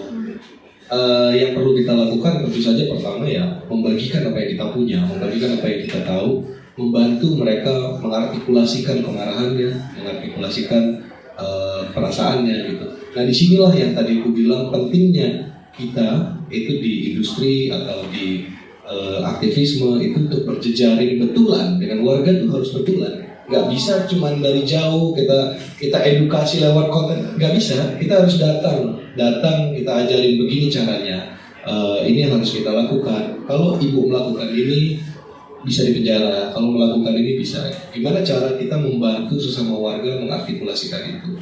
Nah, ketika kita memang harus banyak jalan, harus banyak keliling gitu untuk membangun ini tadi, mengakumulasi ya. Jadi pengetahuan yang kita miliki itu menjadi juga pengetahuan publik, menjadi juga pengetahuan orang banyak, sehingga akumulasi pengalaman dan pengetahuan ini membawa kita pada satu keadaan yang lebih baik. Jadi 10 tahun tuh nggak terbuang gitu. Konsepnya kurang lebih kayak amal jariah lah ya. Gitu. ada terus gitu dan semakin banyak. Selama kita berpikir hanya dengan ini cukuplah aku bikin di media sosial. Orang di media sosial nggak mikir juga, orang brain rot itu kan. Brain rot habis dia lihat konten kita, dia lihat tuntuk sahur gitu dia. Jadi nggak bisa. Dan itu jahat sekali sebetulnya ya, dampak media sosial itu dia memberi kita ilusi kita sudah terhubung dengan manusia lain, tapi sebenarnya justru mencabut kita, merampas keterhubungan kita dari satu sama lain. Kita merasa, oh iya aku berjejaring nih dengan nge-share gitu.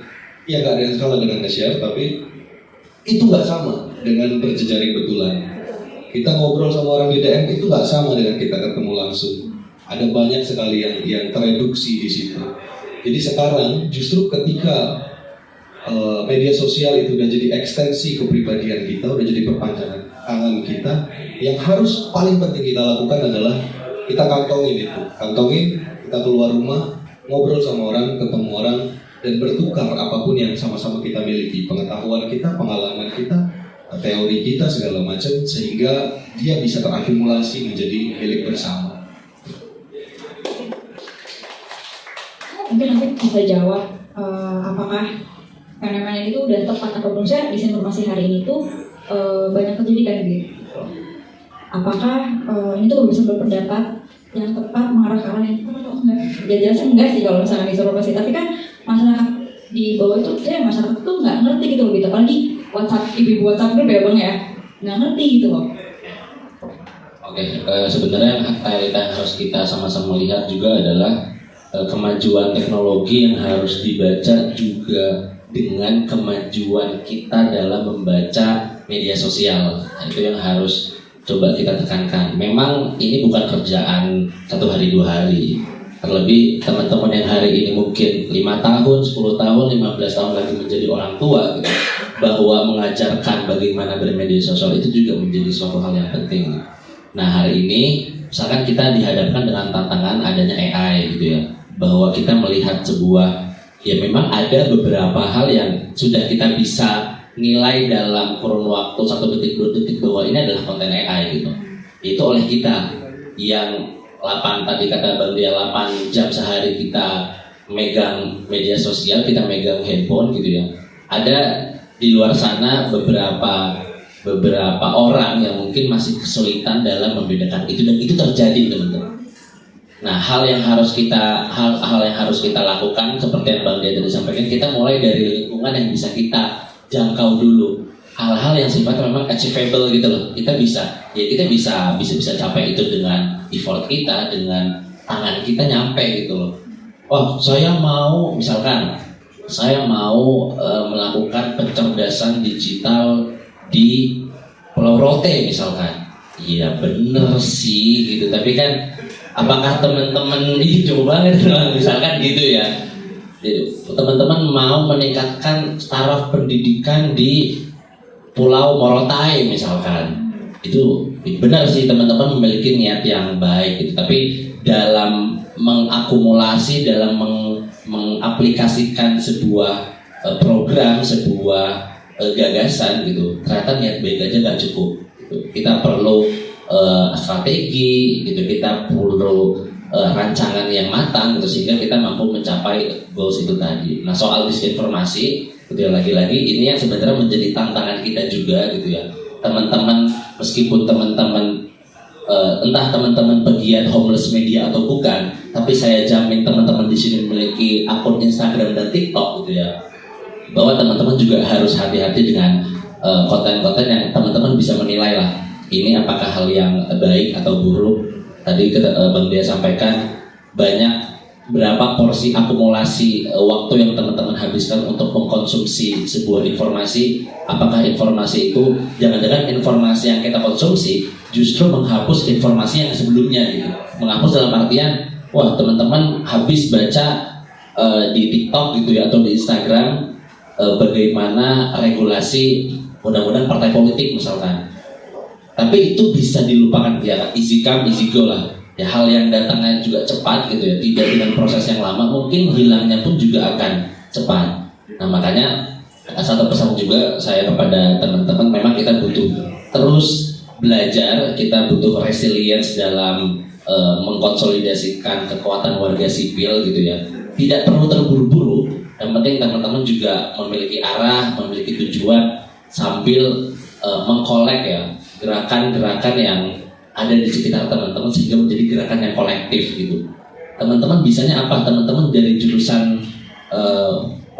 hukum tata negara misalkan, teman-teman dari jurusan administrasi publik ya, teman-teman lakukan apa yang sudah teman-teman pelajari gitu dengan kolektivitas masing-masing sehingga terakumulasi menjadi sebuah civil watch ya. Kita warga sipil yang terus mengawasi kebijakan-kebijakan publik sekaligus tidak membenturkan antar konektivitas antar gerakan-gerakan sipil yang ada gitu. Pak Fani. Mungkin the last question ya, Bang Dea, Wildan dan Abid, habis ini kita closing statement. Apa sih harapannya Bang Dea, Wildan dan juga Bang Mas Abid sama pejabat publik hari ini dan juga sama aparat yang biasanya juga mengintimidasi kita lah ya akhir-akhir ini. Bahkan kalau kata Wildan berasanya kalau turun demo udah kayak mau perang gitu kan. Mungkin boleh disampaikan, barangkali kan didengar, barangkali nyampe. Kan kita berharap kayak gitu kan, namanya perubahan selalu kita harapkan kan, kita nggak boleh putus asa gitu. Mungkin boleh dari Wildan dulu. Ya, aktivis. Tapi gue menyambung dulu tadi kayak terkait DMK dulu. Terkait DMK tentu di forum ini aku katakan kita harus melawan disinformasi, fitnah dan kebencian. Ruang publik kita tidak boleh diisi oleh kebencian person, tidak boleh diisi oleh fitnah yang akhirnya malah memecah kita sebagai warga bangsa dan bernegara gitu, maupun masyarakat sipil maupun pejabat publik gitu. Kita tetap pada bahwa kita adalah ini bangsa Indonesia. Terkait apa tadi di forum ini kita harus melawan semua kawan-kawan. Kita harus mengisi ruang publik kita dengan gagasan, dengan ide keberpihakan tentang rakyat-rakyat kecil yang hari ini terus kita bantu. Bagaimana tadi Bang Dea mengatakan mulai dari lingkungan kecil. Dan kita harus jangan sampai ruang publik kita diisi oleh kebencian, pecah belah. Itu tidak akan menjadi baik ruang publik kita. Malah kita akan dipecah belah, kita akan gap kita akan terlalu jauh begitu. Kita boleh mengkritik, tapi bukan untuk benci. Kita boleh menyampaikan aspirasi, tapi tidak harus memfitnah gitu. Apalagi kita memberikan disinformasi yang akhirnya itu menjadi salah satu isu yang akhirnya menjadi isu yang jadi bahasan publik gitu. Dan itu yang kemarin saya juga ini harus kita lawan gitu. Terus bicara tentang harapan, tentu kita punya harapan banyak terkait Republik kita, bahwa dalam buku dari Republik pun mengatakan bahwa ketika hari ini orang-orang baik memilih diam, maka kita harus menerima ruang publik diisi oleh orang-orang jahat. Jadi harapan itu sangat besar sekali teman-teman. Kita harus punya harapan besar, tapi saya tetap pada komitmen saya, Bang Dea, Mas Abid Kapani, bahwa 2029 tidak akan jauh lebih baik kalau kita tidak pernah mereformasi partai politik. 80 triliun anggaran kita untuk pemilu, kalau akhirnya kita tidak mereformasi partai politik, aku kira 2029 tidak akan jauh lebih baik. Itu artinya agenda yang pertama, pemerintah dan DPR dan juga MK harus mulai aware bahwa ada yang salah dalam reformasi dalam partai politik kita. Kita harus sama-sama punya sikap. Kita hari ini demonstrasi kemanapun, ada bupati, DPRD, ada gubernur, bahkan presiden menteri pun semua berangkat dari partai politik. Dan mereka yang punya kesempatan untuk buat kebijakan yang berpihak. Makanya hari ini harapanku yang pertama adalah kita sama-sama mengawal dan menyuarakan tentang reformasi total partai politik. Itu yang pertama. Kedua, aku bicara tadi tentang menyambung dulu Kak, tentang bicara tentang keadilan. Aku teringat satu teori sebenarnya. Bagaimana teori keadilan yang dicetuskan oleh John Rawls mengenai keadilan atau justice as fairness, begitu, bahwa Rawls mengatakan bahwa kita harus menata masyarakat yang menyebut ini secara fair, gitu. Artinya apa? Konsep fair ala Rawls mengatakan bahwa kita harus sama-sama punya kesempatan yang setara di Republik ini. Bicara keadilan, bicara yang 58%, bicara yang 20% maupun 15% pun, ini semua di Republik ini punya kesempatan yang sama. Bicara tentang keadilan, dan Rawls mengatakan bahwa kalau pada akhirnya keadilan itu tidak dirasakan di masa majemuk, maka ini akan menjadi ancaman serius. Dan kita melihat bahwa hari ini kalau pemerintah hanya fokus pada yang 70%, yang 30% akan terus berteriak, gitu. Oke, hari ini yang 70% diberikan makan, misalnya, diberikan pekerjaan, tapi ternyata yang 30% ini butuh pendidikan yang berkualitas, butuh pendidikan yang setara. Artinya pemerintah harus mampu melihat fenomena ini, begitu. Jadi aku ingin mengatakan bahwa kita punya harapan besar, dan hari ini jika tadi pemerintah mengatakan bahwa data mereka kepuasannya banyak sekali, maka pertanyaanku satu, kenapa mereka masih butuh buzzer, masih butuh buzzer untuk memvalidasi program mereka, gitu. Itu kan yang menjadi aneh bagi kita. Kalau akhirnya mereka sudah bekerja dengan baik, ngapain buzzer-buzzer itu mengganggu percakapan publik? Jadi tidak objektif percakapan kita, gitu. Public sphere jadinya jauh objektif, padahal kita hari ini semua sama-sama ingin menyuarakan hal yang sama.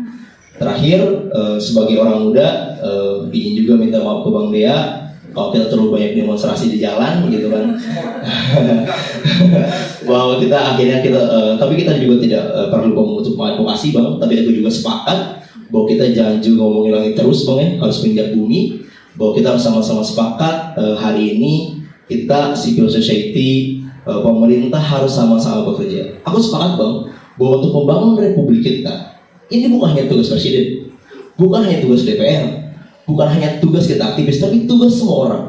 Tugas para petani, tugas para nelayan, tugas para guru. Kita semua punya tanggung jawab yang sama untuk membangun Indonesia.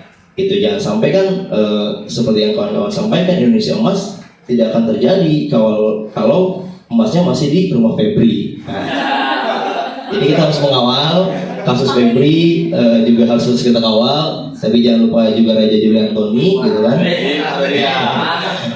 Kita harus sama-sama mengawal kasus ini. Saya mendukung pemerintah Prabowo untuk memberantas semua korupsi di negara ini. Kita harus fair teman-teman. Karena dalam teorinya Rawls, kita harus fair melihat ini secara objektif gitu. Yang bagus kita apresiasi, yang jelek kita kritisi. Dan juga saya berpesan terakhir, karena udah kursi terakhir Bang, agak panjang sedikit. Untuk saya ingin berpesan pertama untuk TNI bahwa jangan terlalu jauh mendominasi tentang hak-hak sipil, karena militerisme adalah tantangan terbesar demokrasi dan masyarakat sipil. Artinya apa? Kami juga menolak keterlibatan TNI untuk hadir dalam setiap aksi demonstrasi. Karena tadi itu, kenapa aku katakan tadi bahwa ketika karena TNI kan dibuat untuk pertahanan negara gitu. Ketika mereka turun, artinya mereka siap perang gitu. Itu mereka sudah didoktrin untuk itu. Nah kita kan sedangkan kita menyampaikan aspirasi, bukan untuk perang gitu. Nah, kita takutnya kan TNI sudah bersiap dengan semua senjatanya kan. Makanya ketika kita melakukan demonstrasi, kami cukup mendukung Polri yang menjaga ketertiban sebagai sipil yang dipersenjatai, gitu kan. Tapi kami juga menitipkan kepada Polri, mari ketika kami melakukan demonstrasi, berperilakulah menjaga ketertiban secara humanis. Kami bukan koruptor, kami bukan penjahat, kami tidak harus direpresivitas, kami tidak harus diintimidasi, kami hanya ingin menyampaikan aspirasi. Mari bersama-sama bahwa Polri sebagai yang menjaga ketertiban juga mengawal kami, aspirasi kami sampai dipastikan ke dalam. Tapi kami juga mengkritisi kalau Polri akhirnya banyak menangkap kawan-kawan kami, banyak mengintimidasi kawan-kawan kami, itu banyak pada akhirnya hal-hal yang akhirnya melawan asas-asas dari perjuangan mahasiswa maupun anak-anak muda. Begitu teman-teman, kita tetap terus berjuang hari ini, tetap bersuara, karena wakil rakyat kita tidak pernah bersuara di parlemen, maka kita gantikan wakil rakyat itu di ruang-ruang publik dan di ruang-ruang seperti ini. Terima kasih teman-teman, panjang umur perjuangan. Kita harus terus melanjutkan perjuangan. Anak muda bukan lagi tunjuk tangan, tapi turun tangan, ambil peran buat perubahan. Terima kasih.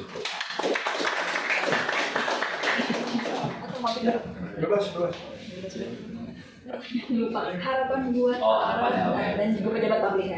Saking asiknya saya mendengar pidato Bung Wildan, saya lupa juga apa pertanyaan tadi gitu. Karena harapan sudah banyak disampaikan oleh Bung Wildan.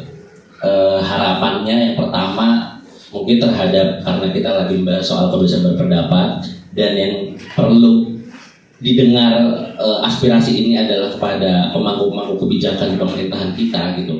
Sebenarnya pesan saya kepada Bapak Presiden ya, selaku pemangku tertinggi di Republik ini, yang pertama, jikalau memang ingin menjalankan kabinetnya untuk mensejahterakan rakyat, tidak korupsi, dan hal-hal lainnya yang menjadi cita-cita Bapak Presiden itu sendiri, maka hal yang harus dijamin adalah kapabilitas dan juga kemampuan para menterinya di kabinet untuk mendeliver sebuah tugas yang memang itu menjadi tujuan dan fungsinya.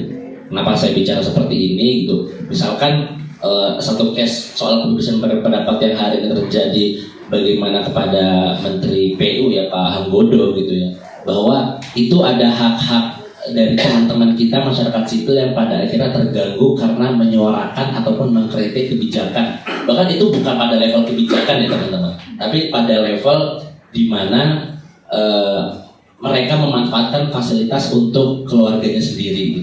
Ini kan sebenarnya menjadi hal yang fundamental gitu ya. Seharusnya selaku menteri sudah selesai dengan hal-hal yang seperti itu, selesai dalam arti mereka harus paham gitu bahwa ada hal-hal fasilitas negara yang tidak bisa dimanfaatkan oleh orang-orang terdekat, apalagi keluarga gitu.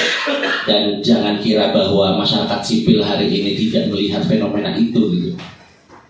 Itu yang seharusnya menjadi catatan bagi Pak Presiden sendiri. Dan harapannya dari saya ya untuk kita semua, untuk teman-teman masyarakat sipil, satu hal yang menjadi catatan bagi kita semua adalah perlunya solidaritas dan kolektivitas antara masing-masing simpul, antara masing-masing gerakan, dan jangan mau dipecah belah dengan isu-isu yang tidak menguatkan kita gitu, karena perjuangan kita sangat panjang, tidak hanya berhenti di 2045 Indonesia emas kalau kata Bung Wildan, jadi emasnya ada di Cepete gitu ya, tapi juga sama-sama kita perjuangkan beyond dari 2045 gitu. Jadi perjalanan kita masih panjang. Barangkali di kesempatan-kesempatan kita akan bertemu untuk saling menguatkan dan juga memperkuat solidaritas warga sipil. Terima kasih.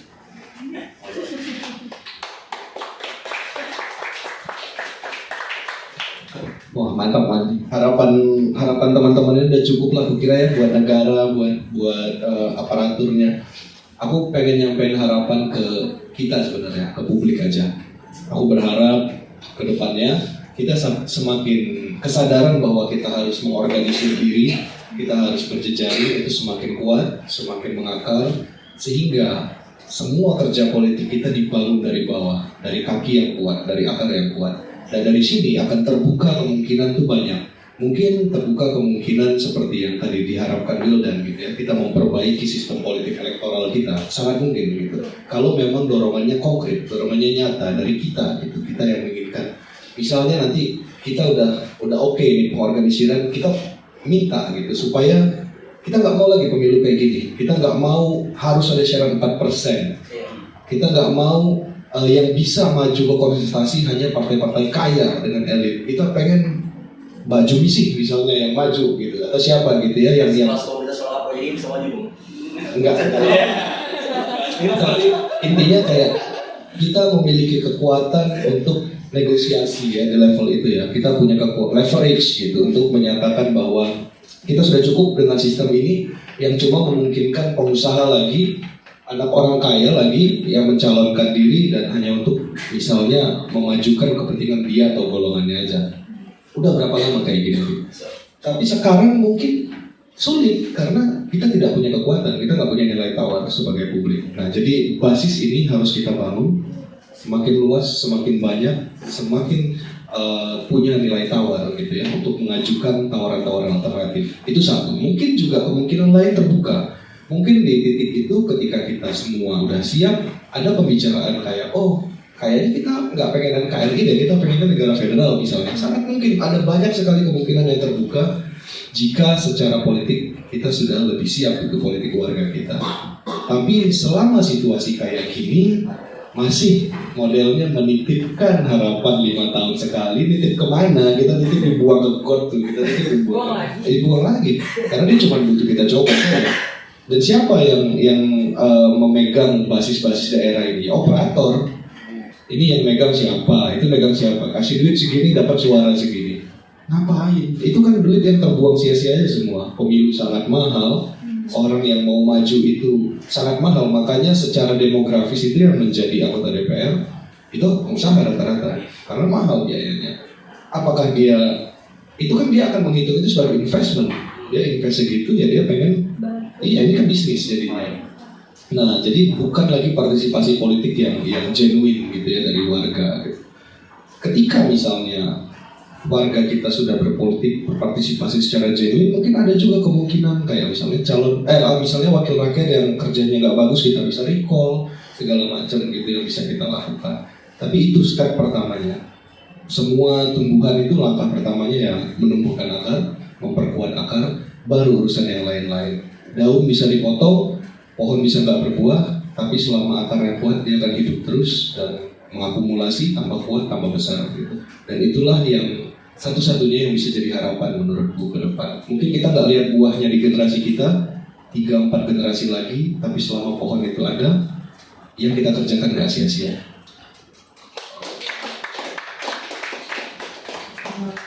Terakhir, mari kita dengar closing statement dari Bang Wildan, Bang Abid dan juga Bang Dea. Apakah kebebasan berpendapat hari ini betul hak kita sebagai hak konstitusi yang diberikan untuk kita atau hanya ilusi? Mungkin boleh dari Mas Habib. Paling pertama lagi jawab. Oke, sebenarnya saya mencoba membaca, kita sama-sama membaca kembali ya satu hal yang tidak pada posisi A dan tidak pada posisi B itu sesuatu yang berbahaya. Makanya ya kalau kita membaca faktanya bahwa sudah termaktub di undang-undang bahwa kebebasan berpendapat adalah hak konstitusi gitu. Tapi pada realitanya kebebasan berpendapat tidak sepenuhnya menjadi hak kita gitu. Masih menjadi ilusi-ilusi bagi teman-teman yang memperjuangkan itu. Makanya pesan saya juga kepada teman-teman sekaligus closing statement gitu ya. Tetap bijak dalam berpendapat, bijak dalam arti kita paham betul. Saya yakin teman-teman sudah mahir dan mampu menyuarakan hal-hal yang perlu disuarakan keresahannya gitu, sekaligus waspada gitu. Waspada, kami tidak mau teman-teman kami seperti Andri Yunus ya kan, bukan takut ya teman-teman, tapi waspada gitu ya. Misalkan Bung Wildan yang sering menyuarakan pendapat melalui media sosial, kalau pulang malam bawa motor hati-hati Bung gitu. Kita nggak tahu ya ada niat-niat jahat mana yang ingin mengancam Bung Wildan, karena kita butuh orang-orang Bung Wildan lebih banyak nantinya. Tapi intinya adalah jangan sampai ilusinya kebebasan berpendapat di Indonesia itu menjadikan kita takut dalam bersuara. Kita hanya butuh waspada, tapi tetap terus mengkritik kebijakan-kebijakan publik yang tidak berpihak pada rakyat gitu.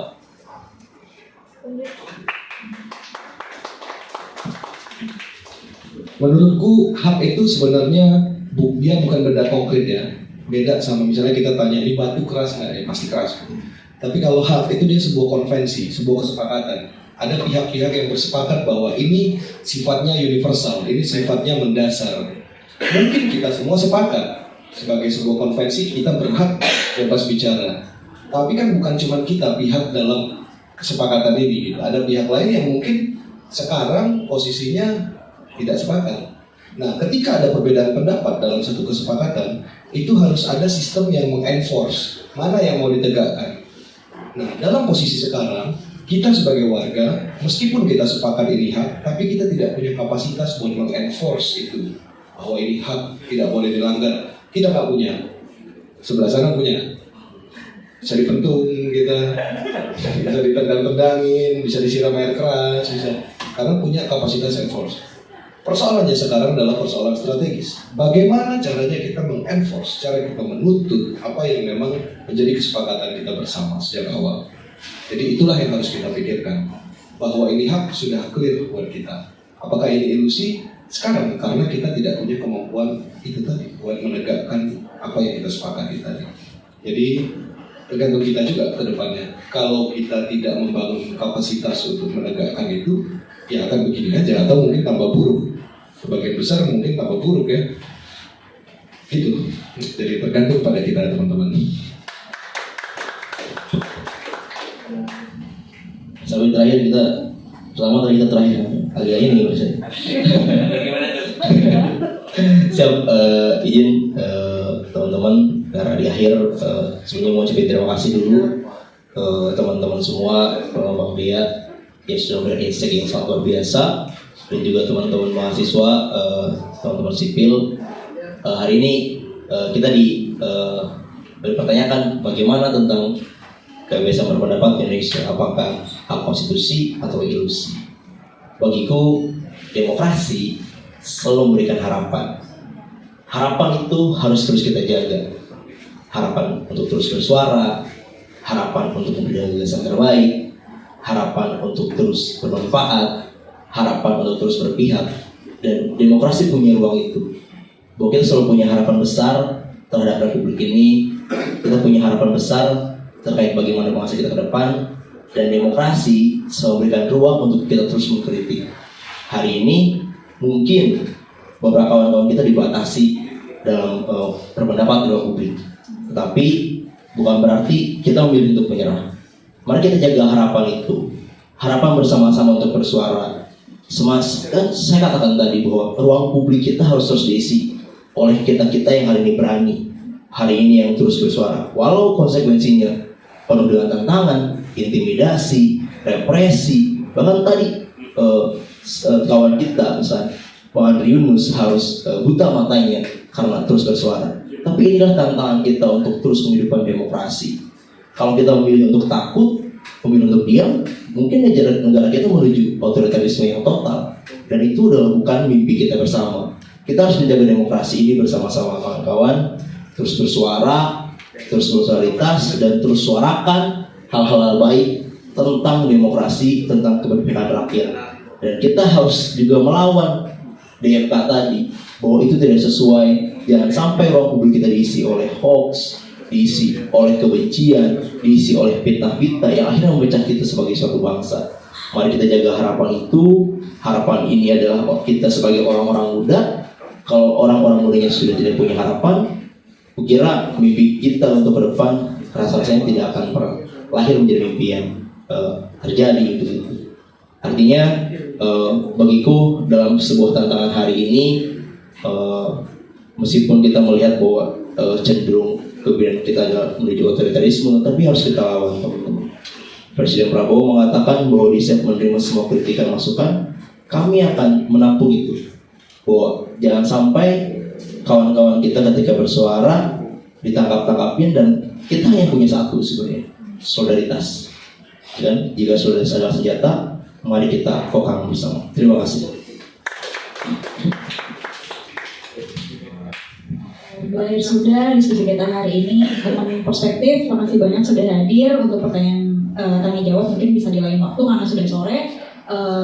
Tetap stay di perspektif karena mungkin next kita akan bikin diskusi lagi. Terima kasih banyak Bang Dea sudah hadir menyempatkan waktunya bertemu teman perspektif. Terima kasih banyak Mas Abid, Bang Wildan.